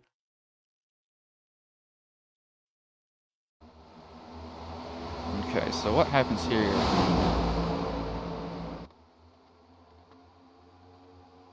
Oh, okay. So that's not Allison, sorry. That is Walker Thomas. 99, I think he just gets in the wall and he bounces off. No, he's trying to keep it off the wall. He comes down into Walker, yeah, and then Walker down into Chris. And Chris does a... No. Oh, gosh. I was going to say Chris does a good job of not hitting that inside wall, but he slams it. I think Walker actually got the least damage of that because he hit Chris. Chris was his cushion. I know who likes seeing this, though.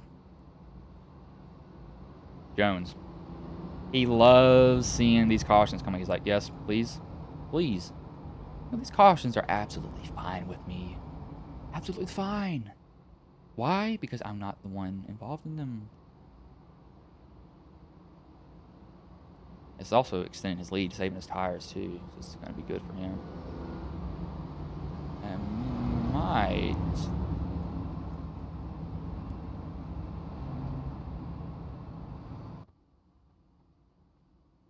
Let's bring in Nick Olson, because he's the only guy that's top 5 that's in a room here. So we'll bring him in.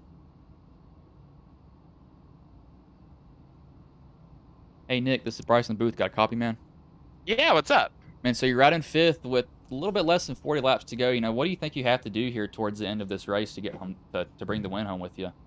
Man, we've had a really, I know everybody's got the same car, but I'd like to say we've had a pretty good grit marketing Chevrolet tonight, but it's just going to take survival. I mean, we got Brian and JR still out there on old tires. I got a teammate in Colin in front of me, and probably a driver that couldn't want me to win any less directly in front of me. So, we're definitely going to have some obstacles ahead, and if we can maneuver the inevitable carnage that's probably going to happen, I think we got a shot at it. So how has the race been for you overall? Because it seems like you've been up front, been in the back. You've been pretty much everywhere this whole entire race. Yeah, I mean, we made a bit of a strategy call to take some tires early. That gave us some track position, raced hard with the 36, led some laps, and then just kind of drifted back to about 10th.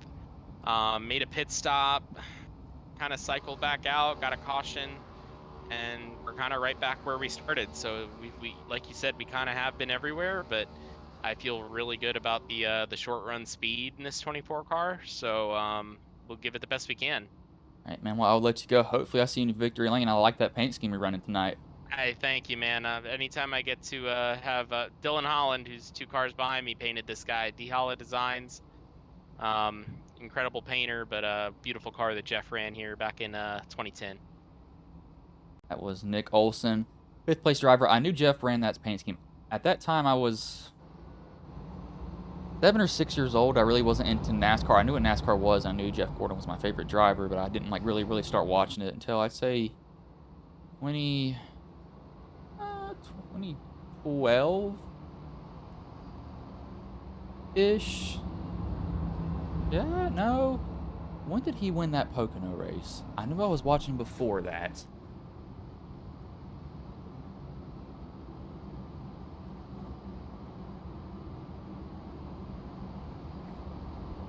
Uh,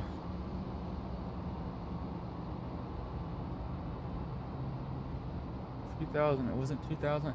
2012 is when I think I really started to focus on watching NASCAR.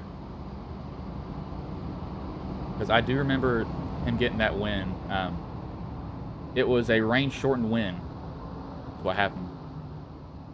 It was, I think, Jimmy Johnson and Matt Kenseth winning side by side, and they wrecked, and the caution came out, and Gordon somehow slipped in there and snatched the win from them all. I was lucky that he did that. Gordon wasn't bad during the end of his career. He was like a one-win driver a season, though, which I was fine with. In 2014, he had 4, and he was, I'd say, near the best driver that season. He liked the package that they ran. I think it had more power for him, and he was used to wheeling those early 1990s, late 1990s cars around that had no downforce. You're slipping and sliding everywhere. And he had a career revival at that year, and then he didn't make the championship. I still remember Texas, and oh my gosh, don't even get me started on that. And then Ryan Newman put Kyle Larson in the wall for the final position at Phoenix, and he didn't make the championship. And he won the pole the next week, so that sucked. But green flag is back in the air. We are back underway here at Charlotte. I'll get back to that story a little bit later on here.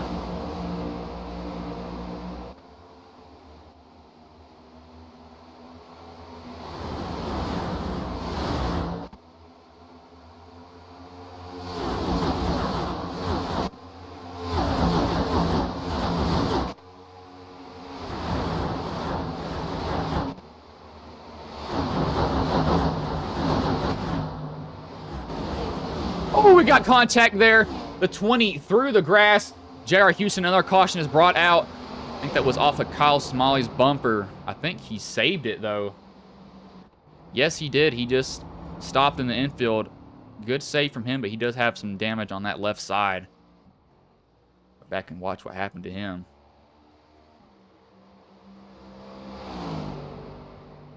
I think he got some help from Kyle there, though. What's happened here? Didn't give me a notification for him spinning. Do it by hand. So, oh nope, he got loose. That's not Kyle's fault. I caught the rear end of it. So that's not Kyle's fault. Right here, did y'all see this? Go to far chase. So he's still okay. Car unloads right there. He goes sideways down the track. He gets loose, and Kyle. That's not Kyle's fault. Kyle couldn't do anything. He was running his line, holding his line. JR just got loose off that corner. And if we go in the cockpit view with him, we'll probably see that wheel. We'll probably hear the tires go to the where it starts screeching. Guarantee we'll hear it. Yep, yeah, you can hear it right there, just barely. He got loose off the exit, so Kyle couldn't do anything. Luckily, JR didn't hit anything. I mean, he actually probably might be fine on tires too. He slid through the grass. He didn't really slide on the track.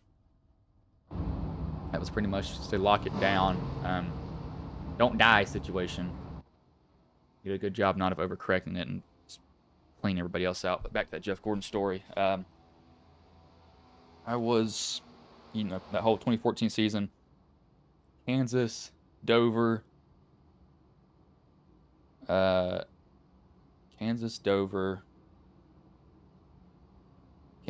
Michigan, and one other track where he went at also. Kansas, Dover, Michigan. What's his fourth win? I have to look. I can't remember where it was at. The Brickyard. I knew that he won that race that year. I was literally thinking about it. Kansas, Dover, Brickyard. It's Kansas, Dover, Brickyard. Okay, I actually don't know the last one. Michigan. Never mind, dude. That's where he won that season. 4 wins. He was in contention. I mean, no joke. Every single week, like he was up front every single week that year. He was gonna. I mean, he could have won almost every single race. I will dare to say that.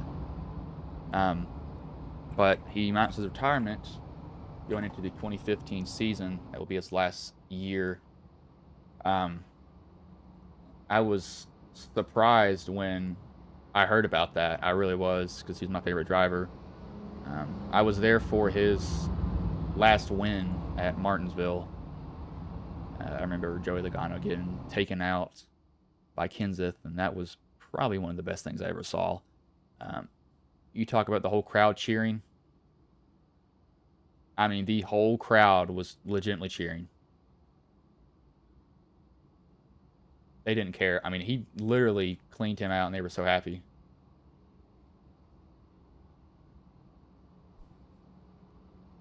Where did he finish?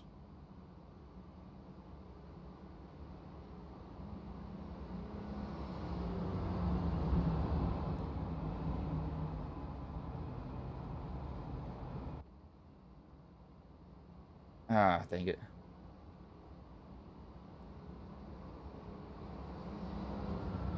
Rick, wait, what does it say? Rick Hendrick something.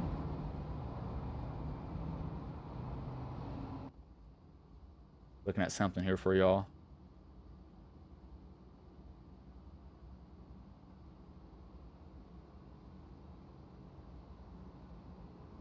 Yeah, he almost didn't make the chase 1 year too. That was actually Clint Boyer looking at that video. That's what it was. It was this year before, actually. No, it actually was probably the race. Was the year after? No, year before. I remember when Jeff took out Clint. Oh my gosh. I mean, he wiped him out. I cannot say Clint did not deserve that after what he was doing to Jeff. He'd wrecked Jeff multiple times, and Jeff was kind of tired of it. He was just tired with it. He was like, I'm done. And the thing is, too, he went and won the next week's race at Homestead. So Clint Boyer finished second. That was interesting.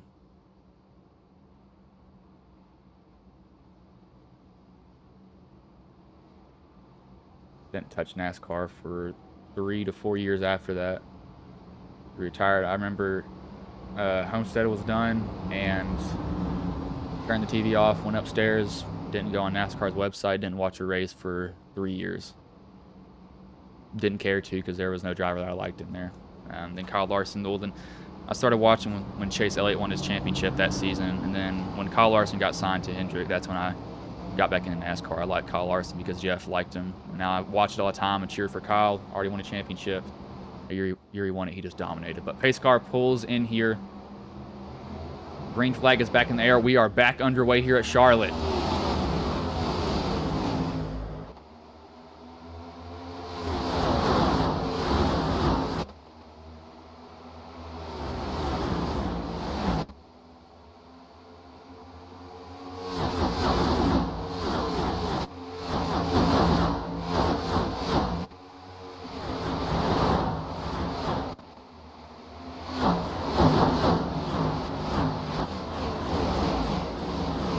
I think you all saw what I saw. That 99 just drifted turn 1 and 2. He got punted by somebody, and he kept it up under him. I don't know how he did that either. I mean, he was slideways. Literally slideways. See, I know that Brian's probably like, yes, please, just do this back here. If you can take care of Fern for me, I like that. Because Fern's coming. Fern's going to catch him. I think he will.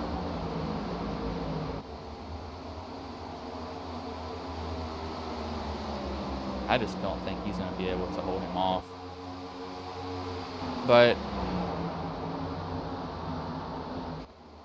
I say that, I could very well be proven wrong. And I think I might. Olsen, 3 wide.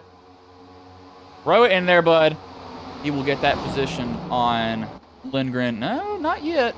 Lindgren's going to fight him. Olsen's got to get clear. He's not clear yet, but he's got a run. Go help Childhouse here too.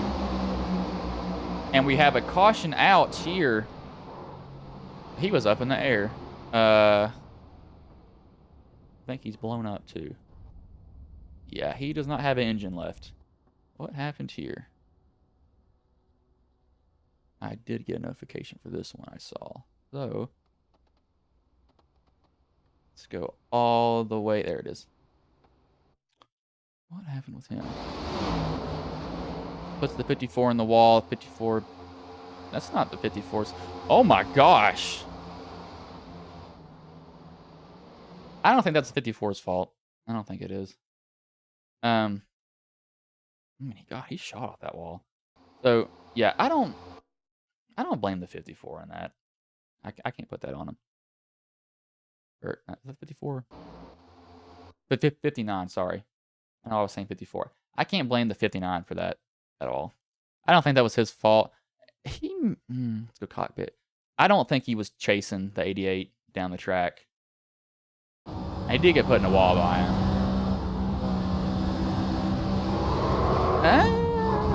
That's debatable.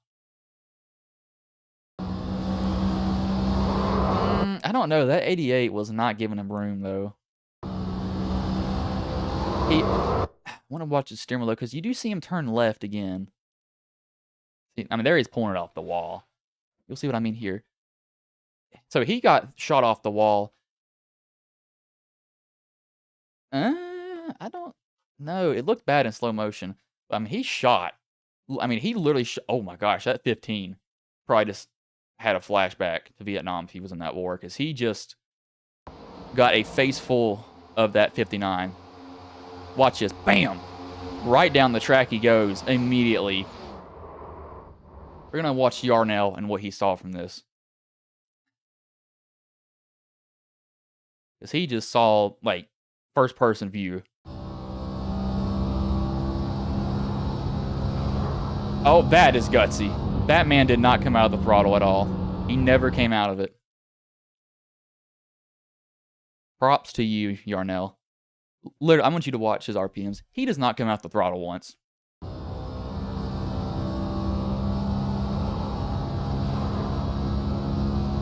He just kept his foot in it. That is very gutsy. I mean, I will give him that. He just went for it. He said, you know what? Way my race is gone. If I get wrecked, I get wrecked. It's pretty much what he just said. He didn't even care at this point. Do see. All right. Oh, Nick Olsen came down pit road. We talked to him earlier. It'd have takers. Olsen, JR, Yarnell, Mills, and Dorsey. I think they might have some time to capitalize on too. I think.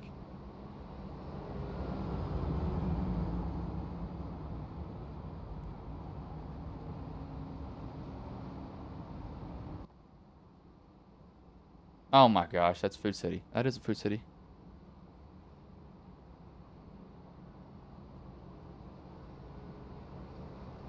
I don't know if Jones is in a good position here. I don't think he's in a bad position.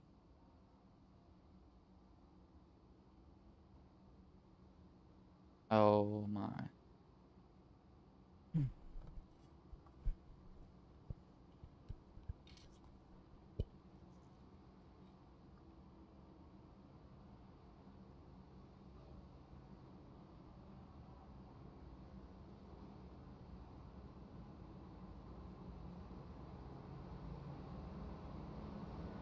I don't know. I think he's fine.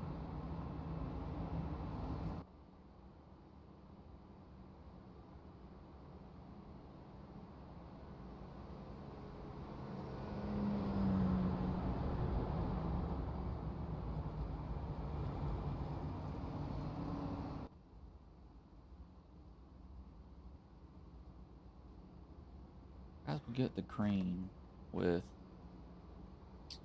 Oh, choose cars out here right now. Get it with 23 to go. No, 24. It goes off correctly this time. I think last time they added a lap, and then they decided to get rid of that lap.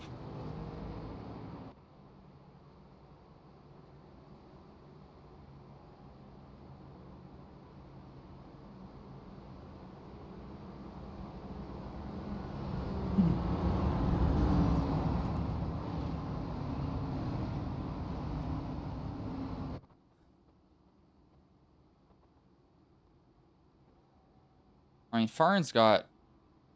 No, it's not Fern now. Keith took the top line.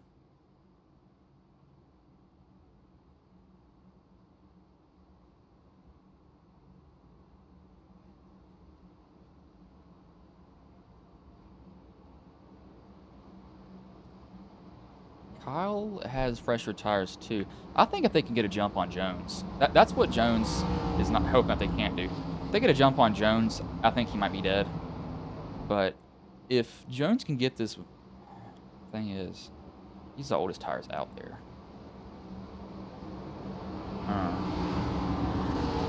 These are the oldest tires on the track. It'll be hard for him. But pace car pulls off here. Green flag is in the starter's hand, and we are back underway here from Charlotte.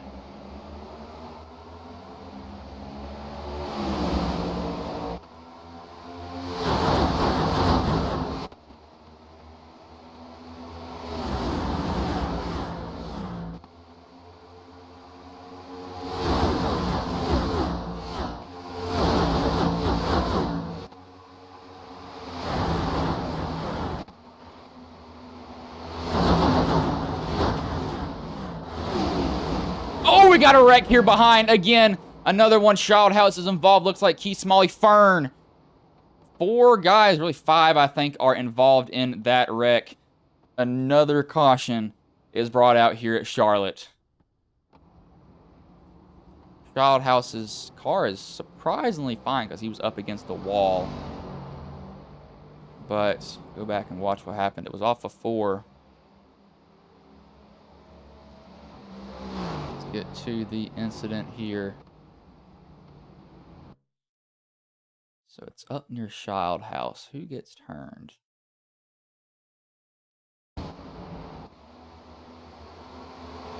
So it's with Kyle.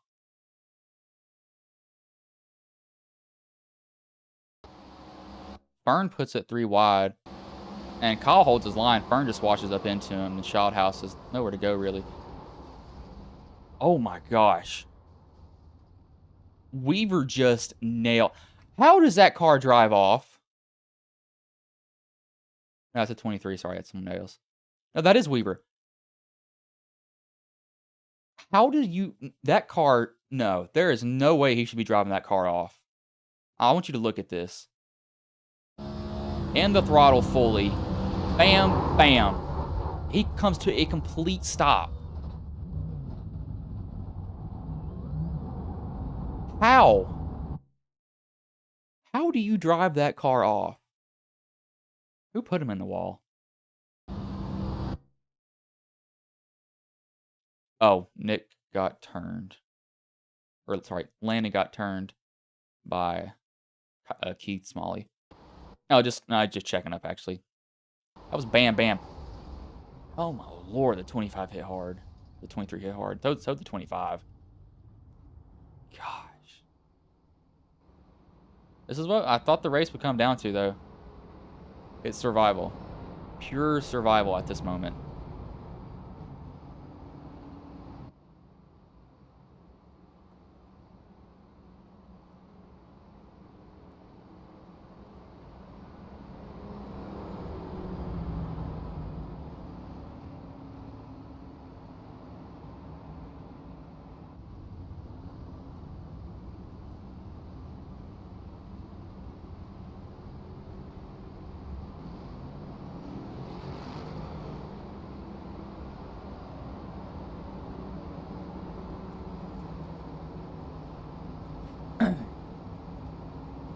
Oh, Lord.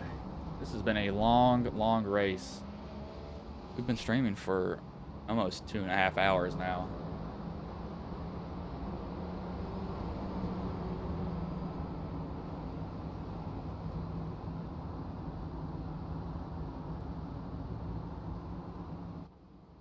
Roberto just posted a meme in the Discord. Why he was mad.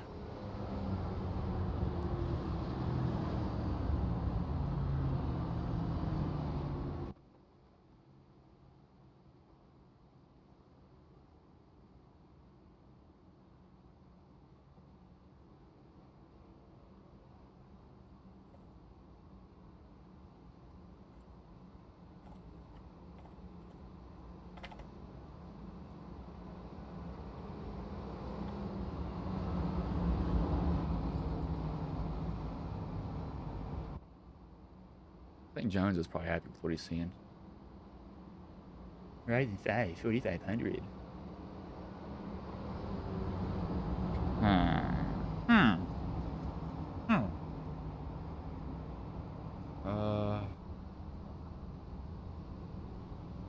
Oh my Lord.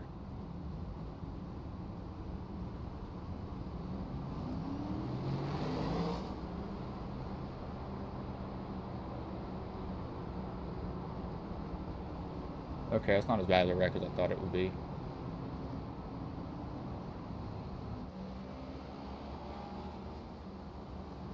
Yeah, I was gonna say I'm watching an F1 video of a crash. I had a thought for multiple years before they even implemented this. Why don't they put something like in front of the driver, like put like a windshield like they have in these cars? Not fully like these, but something like them. And when they did it, I was like, I literally could have told you all this years ago to do that. Yeah, it might affect aero, but you don't have drivers being killed because their heads exposed. And that's what happens. I don't know why we're surprised it kept happening.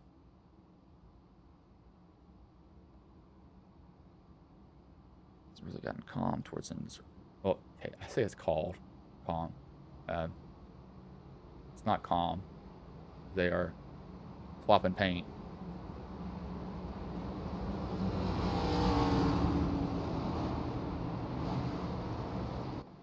Swap paint. Go ahead and beat and bang on each other. I like to see that sometimes. Sometimes I don't.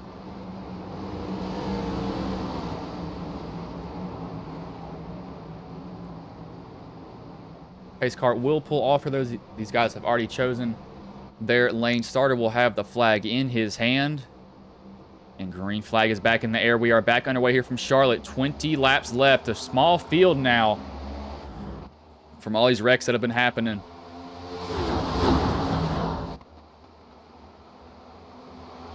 And it looks like we are not done with them either. Allison and Lindgren are in another one.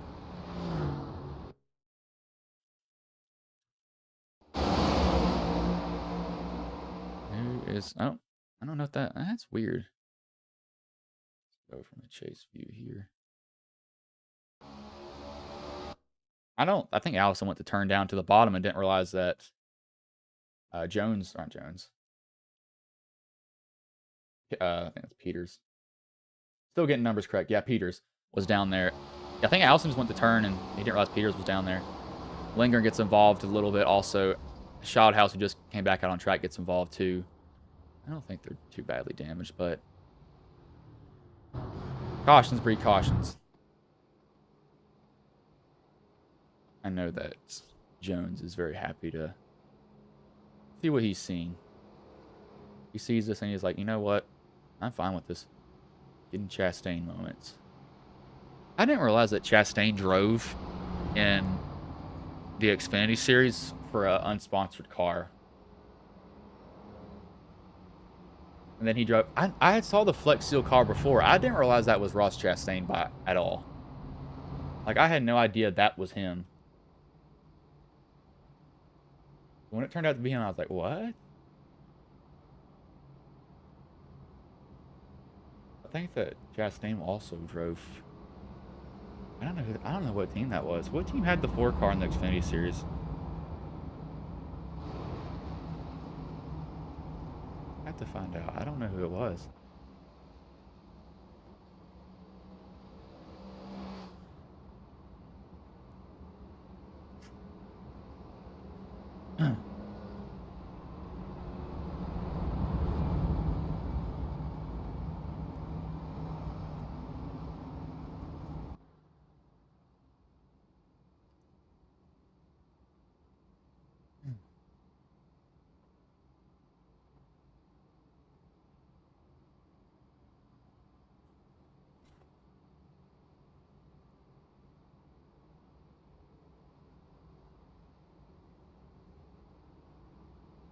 Would have something to talk about, but we're seeing a lot of cautions. So cautions are always the broadcaster's thing where they're like, well, I don't really know what to do. You're kind of just stuck there. Most of the time you're just like, I don't know what to say, I guess.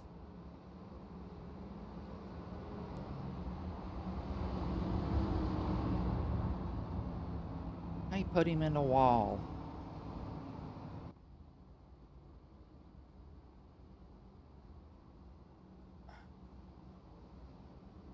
Show you all the paint schemes, but there is only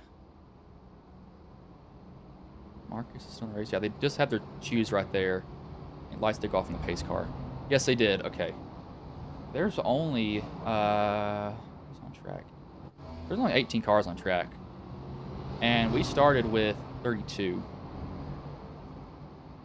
That's almost half of the field wrecked and out of the race.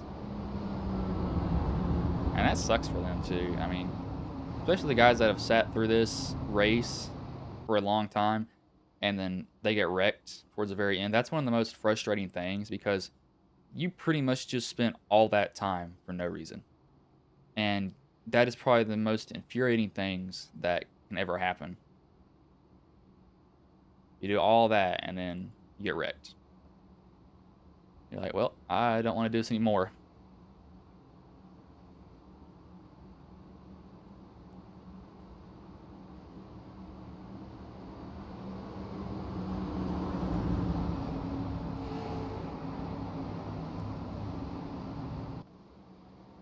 But lights are off in the pace car, so this time they'll go green.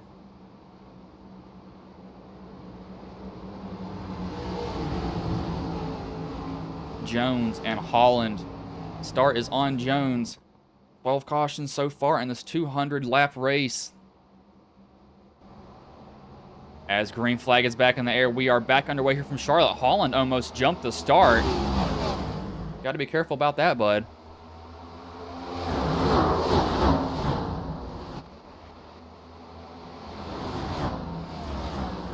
Have a crash here. 1 and 2, I think somebody threw a block and it did not go too well for him. Okay, what happened? Oh, this is a messed up start. Okay, I don't know what happened on this start. I think it starts with Peters. Okay, so there's a checkup here. Or third place car didn't get going very well. Peters realizes he can't pass until he goes. Okay, that's actually not Peters' fault. They were 4 wide, but Peters went through the grass. I mean, he was definitely out of the way. I don't think JR realized the 27 was down. The 24. He saw the 24 come on the outside though. JR had the 24 on the outside. He came down into the 27. That tapped the 27. That got Peters from JR got him, and then Childhouse runs into him. He has nowhere to go. Allison has nowhere to go either. They get involved in the wreck. Olsen squeaks by. He goes up to 5th now. The Jeff Gordon-inspired paint scheme is not...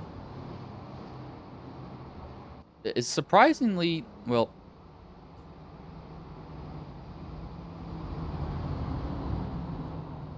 This is actually pretty good. I want you all to look at his car. Look at everybody else's. And look at his. Got a little rear end damage. No front end. Jones has some right front damage. I don't think he has any. He's got some rear end damage just from getting hit in the bumper a little bit. Does Worrell have damage? Worrell has no right front fender. Good lord. Yeah, everybody has gotten damage in this race. There is not a single person left that doesn't have some type of damage.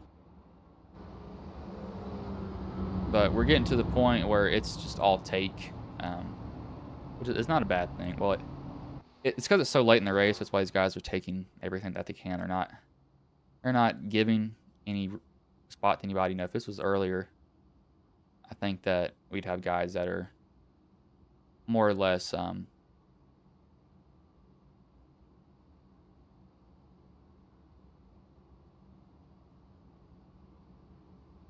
just giving positions up. I just realized I get tunnel vision when I look at something. The stream is actually, if it's officially hit 2.5 hours, I'm surprised there's 4 of y'all still here watching. Many of y'all are here. Who is actually like not asleep right now because it's gone on so long? That's not a knock on this league at all, because I know some people are probably actually falling asleep during streams. I know I probably could have done that before. Luckily, I actually can't. Pretty much impossible for me to do that.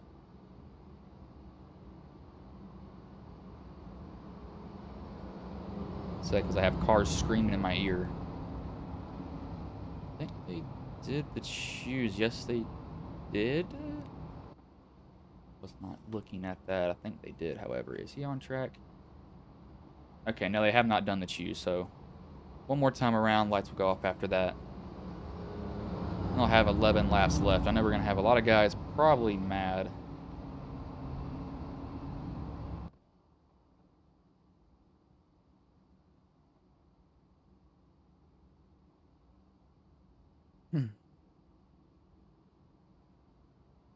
Just saw something that popped up. It says, what's the worst thing you can say in an elevator full of people? True story. My mom and dad were in a crowded... Somebody just blow up.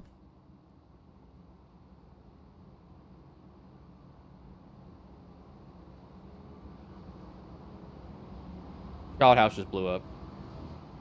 I knew I heard somebody blow up. Yep, he blew up.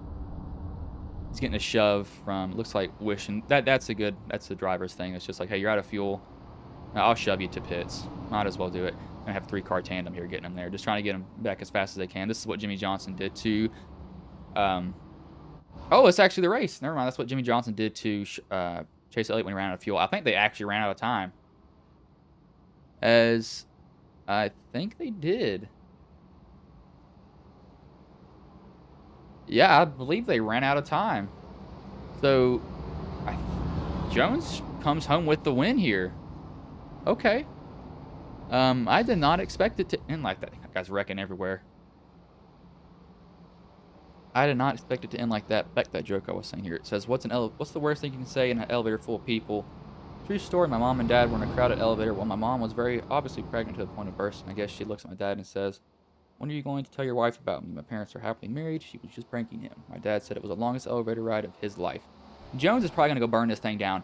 Look at how dirty that car is in the front, too. That's just rubber. That is literally caked on rubber. to that car. But I know he's probably going to be happy that this is over with. Begin. This is a long race. This is what it's like in real life too. I mean, it's grueling. These guys are sitting in that car forever. So this is what you're going to see a lot of. Watch him burn it down here, though.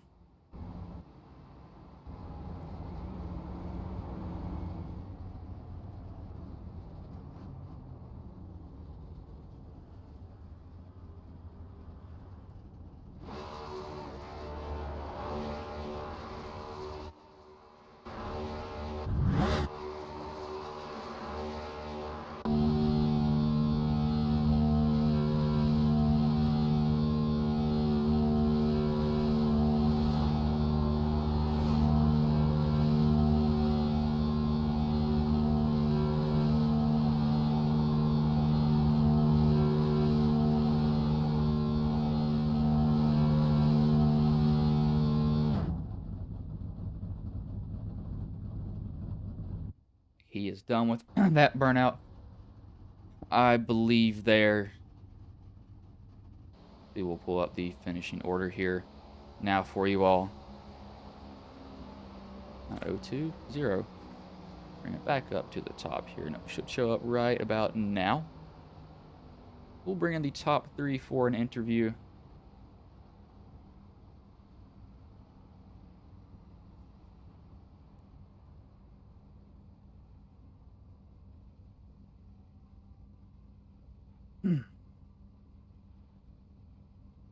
We'll bring in Chris Worrell. I'm gonna mute Discord here. Hey Chris, this is Bryson Booth. Got a copy, man? Hey, what's up, Bryce? And so you come home third after a very long race. Now, how did it go for you overall, though? I'm just glad it's over with. That was one of the worst ones we've done so far. But you know, the first run, that long green flag run was awesome. Was able to get to Walker there, which I thought, you know, was going to win. Was hoping to maybe get a shot at it, or at least finish second, or battle at, you know, be able to battle him. But the caution fell when we were in, you know, 11th, 12th place, moving our way through the field again, going back to the front. So Kyle liked to think that he would have got second place, but I'd just like to let him know that you're not that guy, pal. Trust me, you're not that guy. That's the Kyle Smalley. But yeah, other than that, congrats to Brian. Brian's a really cool dude. He's always fun to race with. Definitely deserving of the win. I know he didn't want to win it this way, but still, he's deserving. Congrats, Brian. Man, well, before I let you go, is there anybody you want to thank, any sponsors you want to shout out that may have been watching the stream here tonight? You guys for putting on the broadcast, the Balls Out Racing team, James Lowe for building me a nice car. The power washing company that sponsors this. I'm sorry, I'm drawing a blank right now.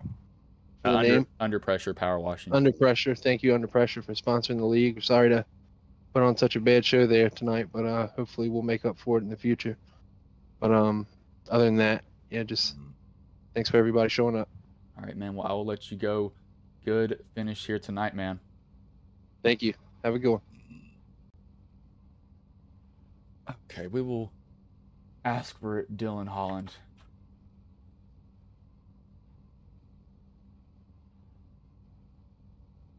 Okay, okay, Google. I was not talking to you on that last response.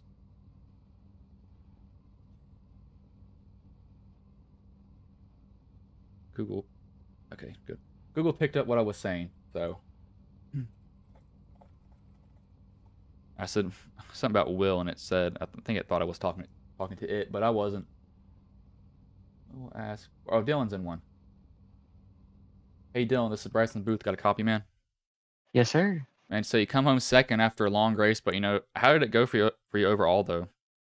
Well, it was fine for the first, say, 150 laps. Was working with my teammates, trying to save tire, so we're doing a pretty good job. That caution came out, and things went downhill from there. It seemed like once one caution came out, it was like everybody saw the blood in the water, and it was just, hey, I'm going to go for a spot when I see it being there. I mean, it was definitely insane. But, you know, how was it racing from your point of view? Because it seems like it was good and bad at sometimes. Yeah, it was pretty bad throughout. Just even when we pit early and we were on fast tires, we were just getting blocked in the corners, and it was just a mess. And then when the cautions were coming out at the end, it was just everybody was dive bombing each other, hitting each other up the racetrack. It was a disaster. Yeah, definitely was a long race, especially the longest stream I've done, but I'll cut it short. Before I let you go, is there anybody you want to thank, any sponsors you want to shout out that may have been watching the stream here tonight? Yeah, I want to shout out Grit Marketing. I want to thank Kyle for what he does for us, allowing him to run his colors. I want to thank my teammates. We had a lot of fun there before the caution started coming out, but it was a fun race. I have a lot to look forward to on the season, but I'm definitely frustrated with the P2, but we'll take it. All right, man. Well, I will let you go. Good finish tonight, man. Thank you, sir. That was Dylan Holland, the second place driver. We will bring in the race winner, Brian Jones here. Hey, Brian, this is Bryson Booth. Got a copy, man? I got you. And so you come home with the race when I didn't even know the race was over. We actually ran out of time, but how does that make you feel after you win a almost 3-hour long race? Hey, man, I'll take it. That's not really the way you want to draw them up for a win, but I'm $13 richer, and I'll take it any day of the week. And so were you nervous, having to do all these restarts after you saw what happened to Kohler on one of them? I was nervous just because the tire difference. I think I had 9 laps older tires, so I knew eventually they'd probably get to my bumper. But with the way the restarts were going, people were wrecking up, before I could even get out of turn 2. So at a certain point, I was just hoping for more carnage back there and take what I can get. Yeah, it definitely was insane. I'll cut it short here since it's been so long. Before I let you go, is there anybody you want to thank, any sponsors you want to shout out that may have been watching the stream here tonight? Oh, for sure. Got to thank Under Pressure Power Washing. They take care of residential and commercial power washing. So if you need that, hit them up. Also got to thank my other sponsor, Racing with Rich Energy. If you care about Formula One history and the 2019 Haas Rich Energy Formula One team, go to richenergybook.com and get yourself a copy today. All right, man. Well, I will let you go. Good win here tonight, man. Thank you. That was Brian Jones, the race winner. I will go over the finishing order here now.